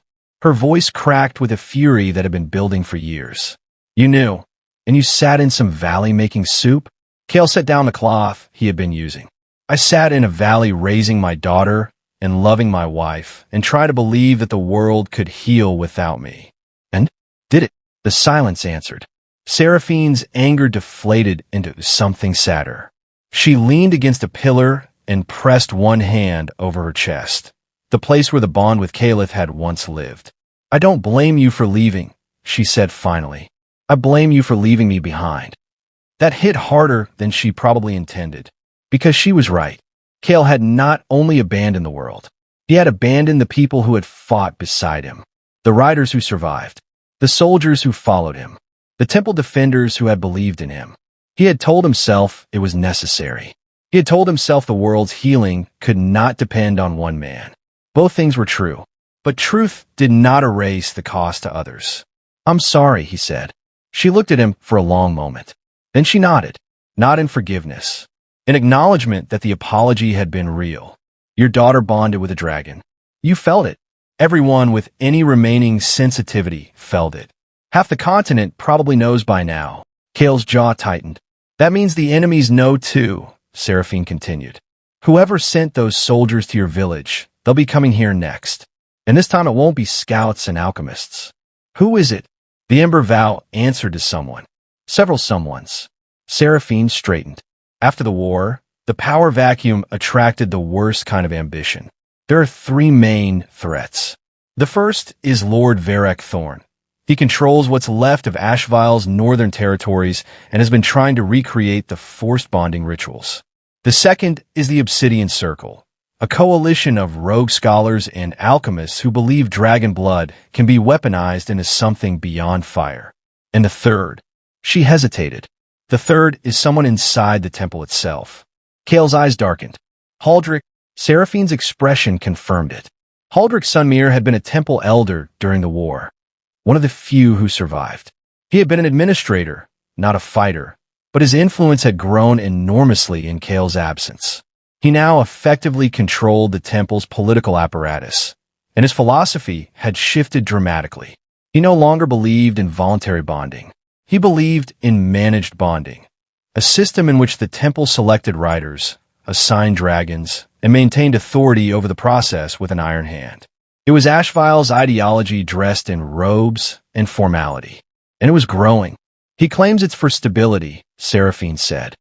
He says voluntary bonding is too unpredictable, too dangerous, and too susceptible to producing riders the temple cannot control. Riders like me. Riders exactly like you. Kale turned and looked through the great archway to where Mira was outside, playing with Lyra on the plateau. The silver dragon moved around the child with careful grace, its tail curling and uncurling as Mira chased it laughing, while Leora watched from a carved stone bench with an expression that was still adjusting to the new geometry of her reality. His family. His impossible, beautiful, endangered family. More will come, Seraphine said. Not all of them enemies. Some of the old riders survived. Dran Mercer, Elia Thornwood, perhaps others. If they know you're alive, they'll want to find you. And when they do, Seraphine met his gaze. That depends on what you intend to do. Kale was quiet for a long time. Then he said, I intend to protect my family. That's not a strategy. It's the only thing that matters. Kale, the world wants a symbol, a leader, a weapon. It wanted that from me before, and I gave it everything until there was nothing left. I will not make that mistake again. Seraphine's voice softened. And if protecting your family requires becoming that symbol again? He did not answer, because they both knew it already did. Over the following weeks, the last Eyrie transformed from an abandoned sanctuary into something cautiously resembling a settlement. Seraphine stayed. She took over the eastern wing, cleared decades of debris, and began cataloging the sanctuary's remaining resources with the ruthless efficiency of someone who had channeled her grief into productivity for 9 years. Then others arrived. Dran Mercer came first, a massive, scarred man who had ridden a stone-gray dragon called Basalt during the war. Basalt had survived, but was badly wounded. His left wing had never fully healed, and he could no longer fly for extended periods. Dran had spent the post-war years as a blacksmith in a mountain town, hiding his past the way Kale had, though with less success. He had been found by Thorn's agents twice and barely escaped both times. When he saw Kale, he wept, openly, without shame. Then he punched him in the jaw hard enough to split his lip. That's for leaving, he said. Then he embraced him. That's for being alive. Next came Elia Thornwood. Young during the war, barely 18, now a sharp-eyed woman in her late 20s who moved with the quiet confidence of someone who had learned to survive without trusting anyone. Her dragon, a live emerald-green female named Whisper, had bonded with her during the final months of the war. Whisper was the fastest dragon in recorded history. Not the largest, not the most powerful, but capable of speeds that made her nearly impossible to track or intercept. Elia brought intelligence. She had spent years quietly monitoring the movements of the Obsidian Circle and Thorn's forces, maintaining a network of informants across 6 kingdoms. She laid her findings before Kale with the brisk competence of a spy who had no patience for pleasantries. Thorn has rebuilt 3 forced bonding facilities in the north. The Obsidian Circle has developed a substance they call ash blood, dragon blood refined into an alchemical compound that temporarily grants human users enhanced strength, fireproofing, and limited dragon sight. The side effects include madness and death, but they consider that acceptable. Kale listened in grim silence. And Haldrick, Elia's expression sharpened. Haldrick controls 70% of the temple's remaining infrastructure. He has 8 bonded riders under his command. Young riders bonded through his managed system. They are loyal to him, not to the old covenant. 8 riders, Kale repeated. All trained for war, not partnership. Their dragons obey from conditioning, not true bond. It's Ashvile's method with cleaner hands. Seraphine slammed her fist on the table. Then nothing we fought for survived. Some things survived, Elia said quietly, glancing toward the window where Mira could be seen riding Lyra in low circles above the plateau, shrieking with joy, while Leora watched with her hand permanently over her heart. Some things grew. Myra's bond with Lyra grew with a speed and depth that astonished even Kale. Within weeks, the child and the silver dragon were moving in the kind of synchrony that normally took riders years to develop. Lyra responded to Myra's emotions before they became words. When Mira was happy, Lyra's scales brightened visibly. When Mira was frightened, by a thunderstorm, by a nightmare, by the sound of distant explosions from volcanic vents, Lyra would curl around her like a living fortress and hum the choosing song until the fear passed. Cale began training Mira, not for combat, she was too young for that, but in the fundamentals of the bond. How to communicate with intention rather than words, how to sense a dragon's mood through the harmonic link, how to trust the connection even when fear demanded otherwise. Leora watched these sessions with a complicated expression. She was proud. She was terrified. She was quietly furious that her daughter's childhood now included dragon riding lessons instead of berry picking and arithmetic. One evening, after Mira had fallen asleep with Lyra curled beside her bed like the world's most dangerous guardian, Leora confronted Cale in the main hall. "You're training her to fight. I'm training her to survive. She's 7. I know how old she is. Do you? Because sometimes I think you see what she could become instead of what she is." The words stung because they carried a sliver of truth. Cale sat down heavily. "You're right." That surprised her. She had come prepared for an argument. "I look at her," he said slowly, "and I see possibilities I never had at her age. A bond that strong, that early, she could be extraordinary. She already is extraordinary. She doesn't need a dragon for that." He looked up. "You're right about that too." She softened despite herself and sat beside him. "I'm not asking you to stop. I'm asking you to remember that she's a child first and a rider second. She's our daughter first. Then teach her like a father, not like a commander." He nodded. After that, the training sessions changed. They became less about technique and more about play. Cale taught Mira the way he wished someone had taught him, with patience, humor, and the understanding that a child's bond with a dragon should begin in wonder, not discipline. He raced her around the plateau on foot while Lyra flew overhead. He taught her dragon songs, old melodies the temple had used to calm frightened hatchlings.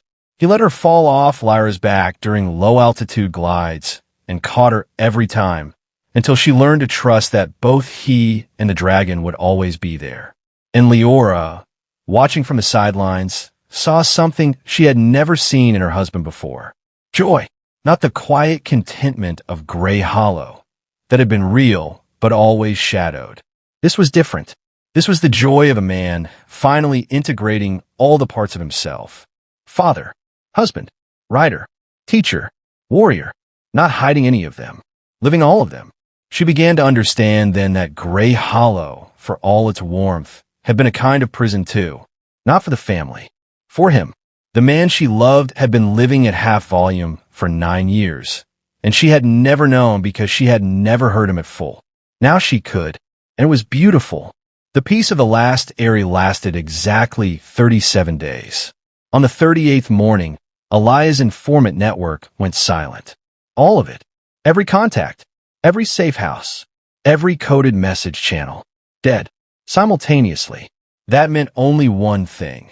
Someone with the resources to identify and neutralize an entire spy network in a single coordinated strike had decided to move. Cale assembled the riders. "It's Thorn," Elia said. "Or Haldrick. Or both. They may have allied." Seraphine cursed. "A northern warlord and a temple politician. What a marriage." "It makes strategic sense," Dran rumbled. "Thorn wants dragon power. Haldrick wants legitimacy. Together they get both." Cale studied the mountain map spread across the stone table. "They'll come from the North Pass. It's the only approach large enough for a ground army, and the volcanic vents block the other routes for non-bonded dragons." "How long?" Leora asked from the doorway. Everyone turned. She had not spoken in council before. Cale met her eyes. "Days. Maybe less." She walked into the room with the posture of a woman who had decided that if the world insisted on dragging her family into war, then the world would have to contend with her presence in the room where war was discussed. "Then what do we need?" Seraphine blinked. Elia raised an eyebrow. Dran looked at Cale as if asking permission to be impressed. Cale almost smiled. "We need time. Defenses. And allies we don't have." "What about the free dragons?" Leora asked. "The ones from the war. The ones Cale saved." Silence fell. It was a question none of the riders had asked because none of them had dared to hope. The freed dragons, those liberated from Ashvile's chains during the Battle of the Ashen Gate, had scattered into the wild after the war. Some were too damaged to bond again. Some had fled to places no human had ever mapped. But they were alive, somewhere, carrying the memory of the man who had reached through their chains and given them back their names. "Can you call them?" Leora asked. Cale looked at her. "I don't know. The deep resonance I used during the war, it nearly killed me. But could you?" He hesitated. It was Mira who answered. She had been listening at the corridor entrance, Lyra's silver head resting on her shoulder. "Daddy," she said, "Lyra says the sky remembers." Every rider in the room felt the hair on their arms rise. Because it was not a child's fantasy. It was dragon truth, spoken through a bond too young to have learned the art of polite deception. The sky remembers. Old bonds do not die when chains are broken. They persist. They echo. They wait. Cale looked at his daughter. She looked back at him with absolute, unwavering trust. And he realized that the decision had already been made, not by strategy or desperation, but by a 7-year-old girl who believed her father could do anything because she had never been given a reason to believe otherwise.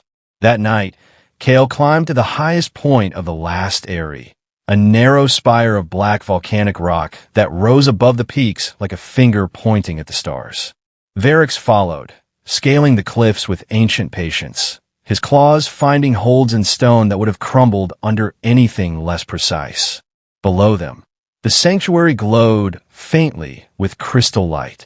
Leora stood at the base of the spire with Mira asleep in her arms, refusing to leave, refusing to let him do this without witness. Cale stood at the summit. Wind tore at him.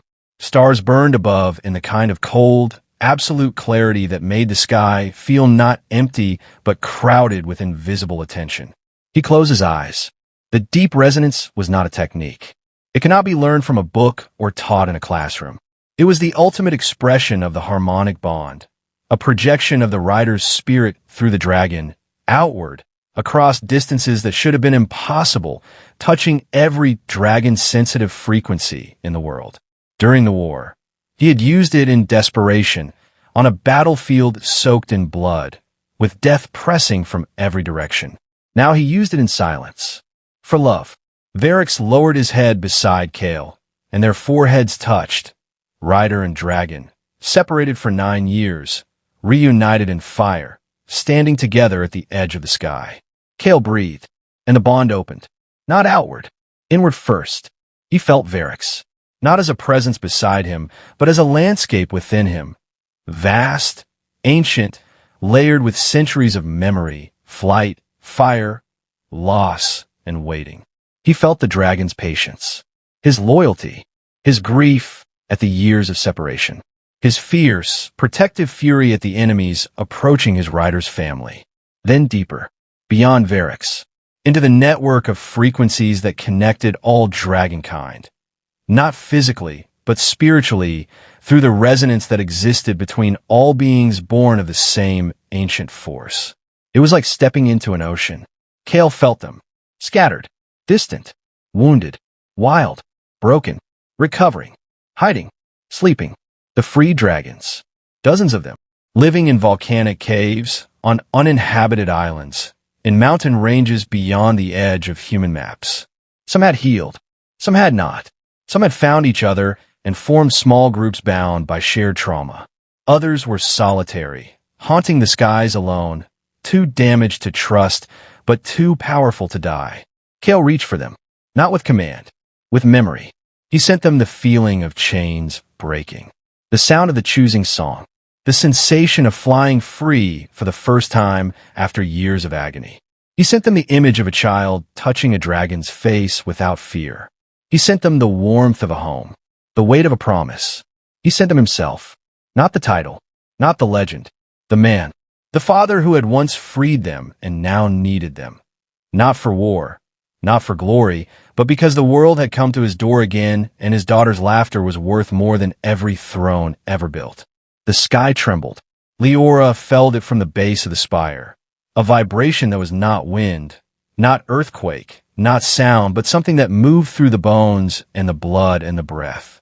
Mira stirred in her arms and whispered, "They're listening."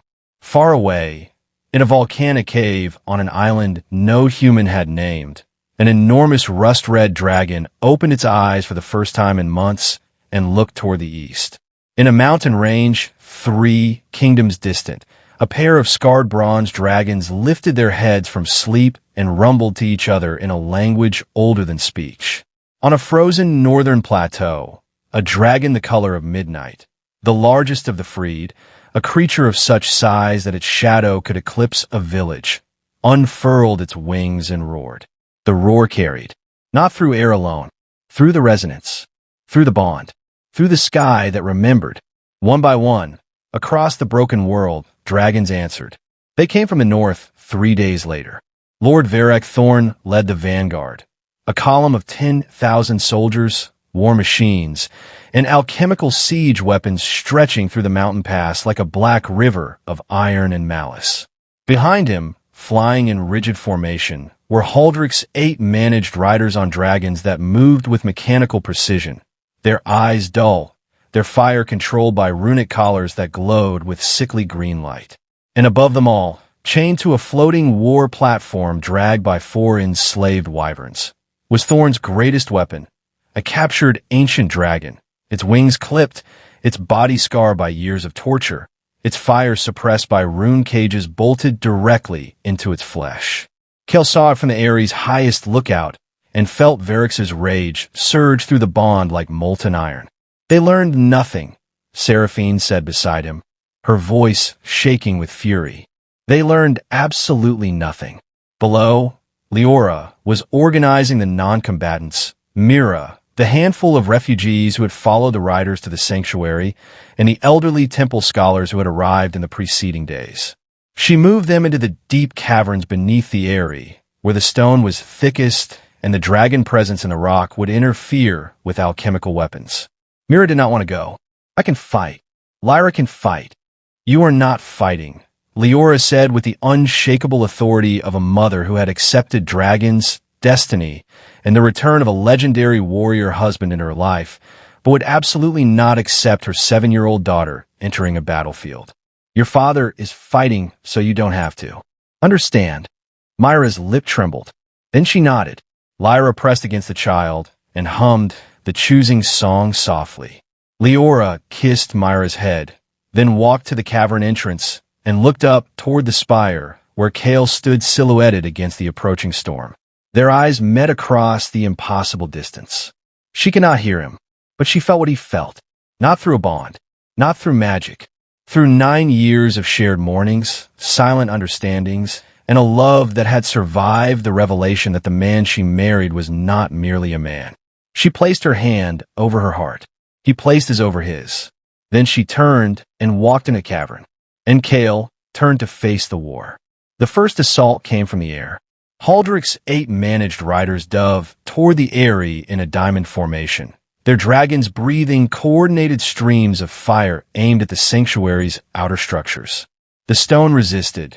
Dragon-forged architecture was designed to withstand exactly this. But the force of 8 simultaneous strikes sent cracks spreading through walls that had stood for 1,000 years. Cale launched from the spire on Varric. Seraphine followed on foot, armed with a rune bow capable of disrupting the control collars on the managed dragons. Dran rode Basalt in a low-altitude intercept pattern, his damaged dragon compensating for limited flight with devastating ground-level firepower. Elia and Whisper vanished into the clouds, using the Emerald Dragon's impossible speed to strike and disappear. The sky became a battlefield. Varric met the first managed dragon head-on, a gray beast twice the size of Whisper, but half the speed. Its eyes were empty.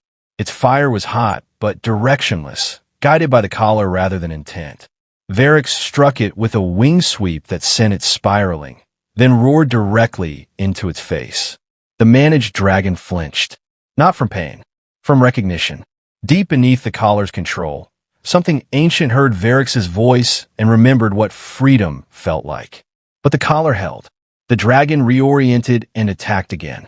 Cale fought with precision born of 3 years of war and 9 years of desperate hope that he would never need these skills again. His sword cut through alchemical constructs. His bond with Varix allowed them to move as one being, banking, diving, striking, and retreating in patterns so fluid they seemed choreographed by the sky itself. But 8 against 1 was 8 against 1. Even the Supreme Dragon Rider could not hold the sky alone. Then the ground assault began. Thorn's soldiers reached the outer walls of the Eyrie and began deploying siege weaponry. Alchemical mortars launched payloads of ash blood, the refined dragon blood compound that detonated against the stone in bursts of corrosive green fire. Where it touched, ancient walls melted. Dran and basalt held the North Pass entrance, the stone dragon's ground-level fire creating a wall of flame that no infantry could cross. But the soldiers had fireproof shields treated with ash blood, and they advanced through the flames inch by terrible inch. The battle raged for hours. Casualties mounted on both sides. Seraphine's rune arrows disabled 2 of the managed dragon's collars. Both dragons immediately ceased fighting, one collapsing in confused exhaustion, the other fleeing into the mountains. But the remaining 6 pressed harder, their handlers increasing the collar's control intensity until the dragon's eyes blazed with forced fury. It was at the battle's darkest moment, when the outer wall had been breached, when Dran was bleeding from a shrapnel wound, when Elia's whisper had been hit by an ash blood bolt and was flying erratically, that the sky changed. Cale felt it first, through the bond, through the resonance he had sent 3 nights ago. They were coming. The first dragon appeared from the south, the enormous rust-red beast from the unnamed island, scarred and wild, its roar shaking the clouds apart as it dove toward the battlefield with the fury of something that had spent years in hiding and was done with silence. The second came from the west, the pair of bronze dragons, flying in tandem, their coordinated fire cutting a swath through Thorn's aerial formations. The third came from the north, the midnight dragon, vast beyond description, its shadow swallowing the pass as it descended with the slow, terrible inevitability of a mountain deciding to move. And then more, from every direction, free dragons, scarred, wild, beautiful, and burning with the memory of chains broken by a man who had called them not with command but with compassion. They had answered. The sky filled. Thorn's soldiers looked up and saw not an army, but a judgment. The managed dragons faltered. Their collars sparked and strained as the resonance of so many free dragons overwhelmed the control frequencies. One by one, the collars cracked. The managed dragons shook off their restraints with roars of confused liberation. Haldric's riders, suddenly sitting atop uncontrolled dragons that no longer recognized their authority, panicked. 2 fell. 3 managed to land. The rest simply fled. And the chained ancient dragon on Thorn's war platform, the tortured prisoner forced to serve as a symbol of human dominance, heard the resonance of its freed kindred and went absolutely berserk. It shattered its rune cages. It incinerated the war platform. It rose into the sky with a scream that was not rage, but grief, a sound so devastating that soldiers on both sides dropped their weapons and covered their ears. Cale flew Varix directly into its path, not to fight it. To reach it, he projected the resonance again, not across the world this time, but directly, intimately, into the broken spirit of one ancient, tortured dragon that had forgotten everything except pain. The ancient dragon reared. Fire erupted from its mouth. Varix shielded Cale with his wing. The flames parted around them. And Cale spoke, not in the language of command, in the language of freedom. "You are not theirs," he said through the bond. "You were never theirs." The ancient dragon hovered, trembling. Its eyes, enormous, scarred, wild, locked onto Cale's. It saw a rider, not a master, a rider. The difference was everything. The ancient dragon exhaled, not fire, a sound, low, deep, a sound that vibrated through every dragon present, freed, managed, wild, and through every human with the sensitivity to feel it. It was the oldest sound in the dragon lexicon, a word that had no translation but meant something like, "I remember who I am." The ancient dragon turned away from the Eyrie, away from the battle, away from the chains it had worn for years, and flew north toward the frozen peaks where no human had ever followed. Kale let it go. Some creatures needed solitude more than alliance. Below, Thorn's army had collapsed. Without dragon support, without aerial cover, facing a sky full of free dragons circling the Eyrie like a crown of living fire, the soldiers broke. Some surrendered. Some fled. Some simply sat down in the ash and stared upward with the blank expressions of men who had just discovered that the universe was larger and more terrifying than anything their commanders had promised. Thorn himself was captured by Dran, who held the warlord down with one boot on his chest and said, with the calm satisfaction of a man who had waited a very long time for this moment, "Stay." Haldrick was found trying to escape through a mountain tunnel. Seraphine caught him. She did not speak. She simply looked at him with the eyes of a woman who had lost her dragon to a war caused by men exactly like him. He surrendered without a word, because there were a kind of silence that said more than any threat.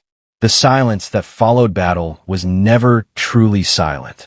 It was filled with the sounds of the wounded, the crackle of dying fires, the distant calls of dragons circling above, and the slow, exhausted breathing of people who had survived something they could not yet fully process. Kale stood at the center of the Eyrie's main courtyard, covered in ash and someone else's blood, his sword still in his hand, watching the free dragons settle onto the mountain ridges around the sanctuary like an honor guard of living flame. They had come. They had answered, not because he commanded them, because he had once given them back their names, and they had chosen, freely, to remember. That was the difference between Kale Draven and every warlord, politician, and power-hungry schemer who had ever tried to control dragonkind. He never controlled them. He asked, and they decided. The cavern door opened. Leora emerged first, blinking in the harsh post-battle light. Behind her, Mira broke free and ran. "Daddy!" He dropped the sword.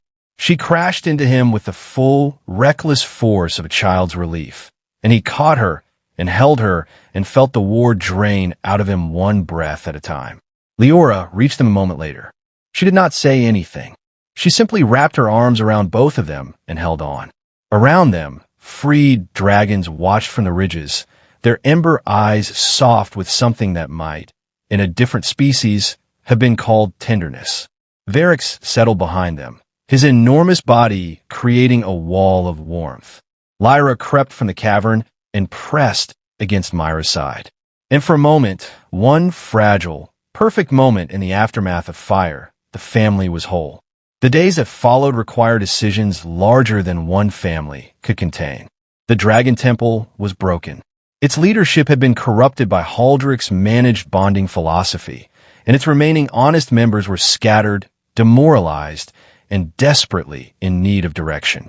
The free dragons had returned, but had no structure, no sanctuary system, and no covenant to protect them from future exploitation. The kingdoms beyond the mountains were in disarray, with Thorn's defeat creating a power vacuum in the north and political instability spreading southward. Everyone looked at Kale, the riders, the temple scholars, the refugees, the free dragons themselves. They wanted him to lead, to rebuild the temple, to establish a new covenant, to become what the world had always wanted him to be. The supreme dragon rider, not in title alone, but in authority, governance, and permanent power. Kale refused. At a gathering in the main hall, with every surviving rider, scholar, and dragon-bonded soul present, he stood before them and spoke. "I'm not a king. I'm not a governor. I'm not a symbol you can place on a banner and follow into whatever future you imagine." He paused. "I am a husband, a father, a rider, and a man who has seen what happens when power is concentrated in one person, no matter how well-intentioned." Murmurs rippled through the hall. The old temple failed because it became an institution that served itself instead of the bond it was meant to protect. Ashvale exploited that failure. Haldrick repeated it. "And if we rebuild the same structure with my face at the top, someone will corrupt it again within a generation." He looked around the room, at Seraphine, at Dran, at Elia, at the young riders and old scholars and free dragons watching from the cavern entrances. "What I propose instead is this, a council. Not of power, but of partnership. Riders and dragons together. No force bonds. No managed bonds. No one person who decides who rides and who doesn't. He turned to the freed dragons visible through the archways. The dragons are not ours to govern. They are our partners. If we cannot build a system that respects that, then we deserve every war that comes. He stepped back. I will serve on a council. I will train young riders. I will protect this sanctuary. But I will not rule. The silence that followed was not disagreement. It was the sound of a room full of people who had come expecting a king and received something better. A man who understood that the greatest power was knowing when not to use it. Seraphine spoke first. Then I'll stand beside you. As I should have 9 years ago. Dran struck the table with his fist in the old military gesture of assent. Elia nodded once, precisely. The scholars murmured agreement. And from outside, Varix roared, not in warning, not in battle, but in acknowledgement. The sound rolled across the mountains and echoed back from every peak, and every dragon on the ridges answered. Not with submission, with unity. Months passed. The last Eyrie became what it had always been meant to be. Not a fortress or a temple, but a home. A place where dragons and humans coexisted, not in hierarchy, but in mutual respect. Young riders came, tentatively at first, drawn by the resonance of so many dragons in one place. Bonds formed naturally, as they were meant to, through choice, trust, and a mysterious harmony that no institution could manufacture. Cale trained them, not as a commander, as a father. The same patience he showed Mira, the same gentle insistence on understanding over obedience, the same belief that courage was not the absence of fear, but the choice to love something enough to stand beside it even when you were terrified. Mira grew.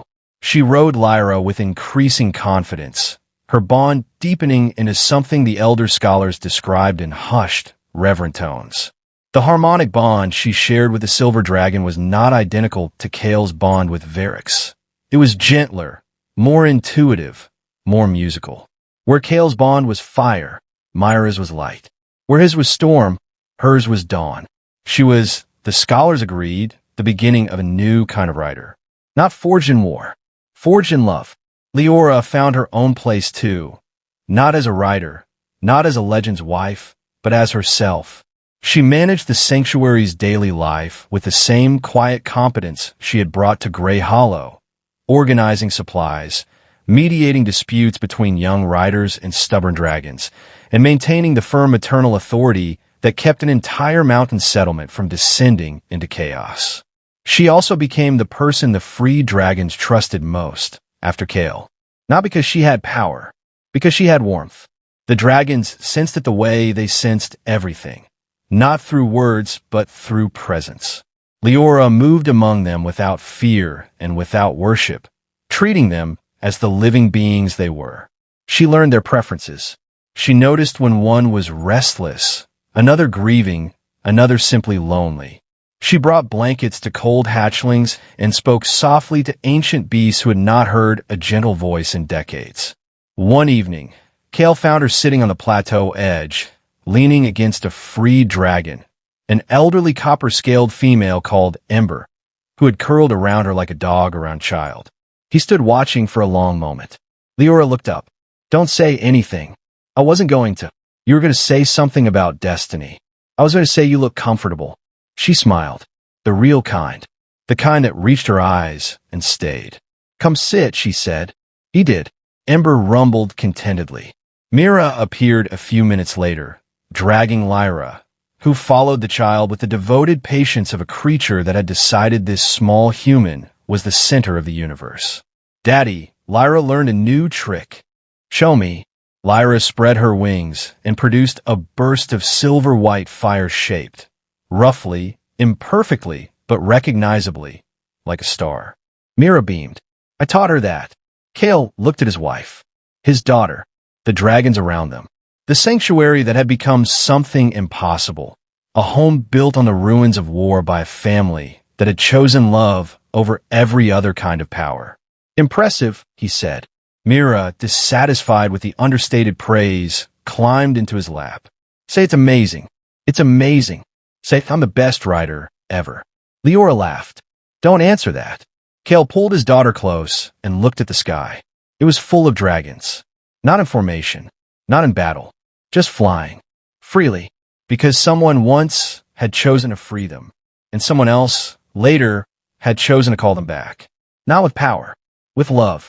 Years later, when the story of the Supreme Dragon Rider had been told so many times that even the tellers could not always separate truth from embellishment, a young scholar visited the last Eyrie to record the definitive account. He interviewed Seraphine, who gave him military details with terrifying precision. He interviewed Dran, who cried twice and punched a wall once. He interviewed Elia, who provided intelligence data and a cold stare. He interviewed the temple scholars, who spoke of bonds and resonances and ancient forces and language so dense the scholar needed 3 days to translate his own notes. Then he asked to interview the Supreme Dragon Rider himself. He was directed to the lower plateau. He found a middle-aged man sitting on a stone bench, teaching a teenage girl with silver-bright eyes how to weave a basket, while a giant black dragon slept behind them, and a smaller silver dragon played with a copper hatchling in the grass. A woman sat beside the man, reading. The scholar approached nervously. Sir, I am here to record the official history of the Supreme Dragon Rider. The man looked up from his basket. Are you? Yes, sir. I have questions about the war, the deep resonance, the battle of the last Eyrie, the founding of the new covenant. The man nodded. All right, where shall we begin? The man considered this. Then he looked at the woman beside him, who looked back with the expression of someone who had long ago made peace with the absurdity and beauty of her life. He looked at his daughter, who was laughing because the copper hatchling had stolen her basket and was wearing it as a hat. He looked at Varix, sleeping in the sun like a mountain pretending to be a cat. Begin, Kale Draven said, with the flower. The scholar blinked. The flower? Yes. I once bought flour for a woman in a rainstorm. That is where the story begins. The scholar, confused, wrote it down. He did not understand then. He would later. Because the truth of the Supreme Dragon Rider was never about dragons, or war, or power, or destiny. It was about a man who walked away from everything the world said he should want, the title, the throne, the glory, the sky, and chose instead to love a woman, raise a child, and build a home in a valley so small that no one thought to look for him there. And when the world came to take even that, he did not fight for the world. He fought for the home. He fought for the woman who argued about flower prices in the rain. He fought for the child who waved at a dragon and asked if she could pet it. He fought for the life that was too small for legends and too precious for anything else. That was the story, not of a rider who conquered the sky, but of a father who loved his family enough to set the sky on fire for them. And when the fire was done, he sat back down and finished the basket.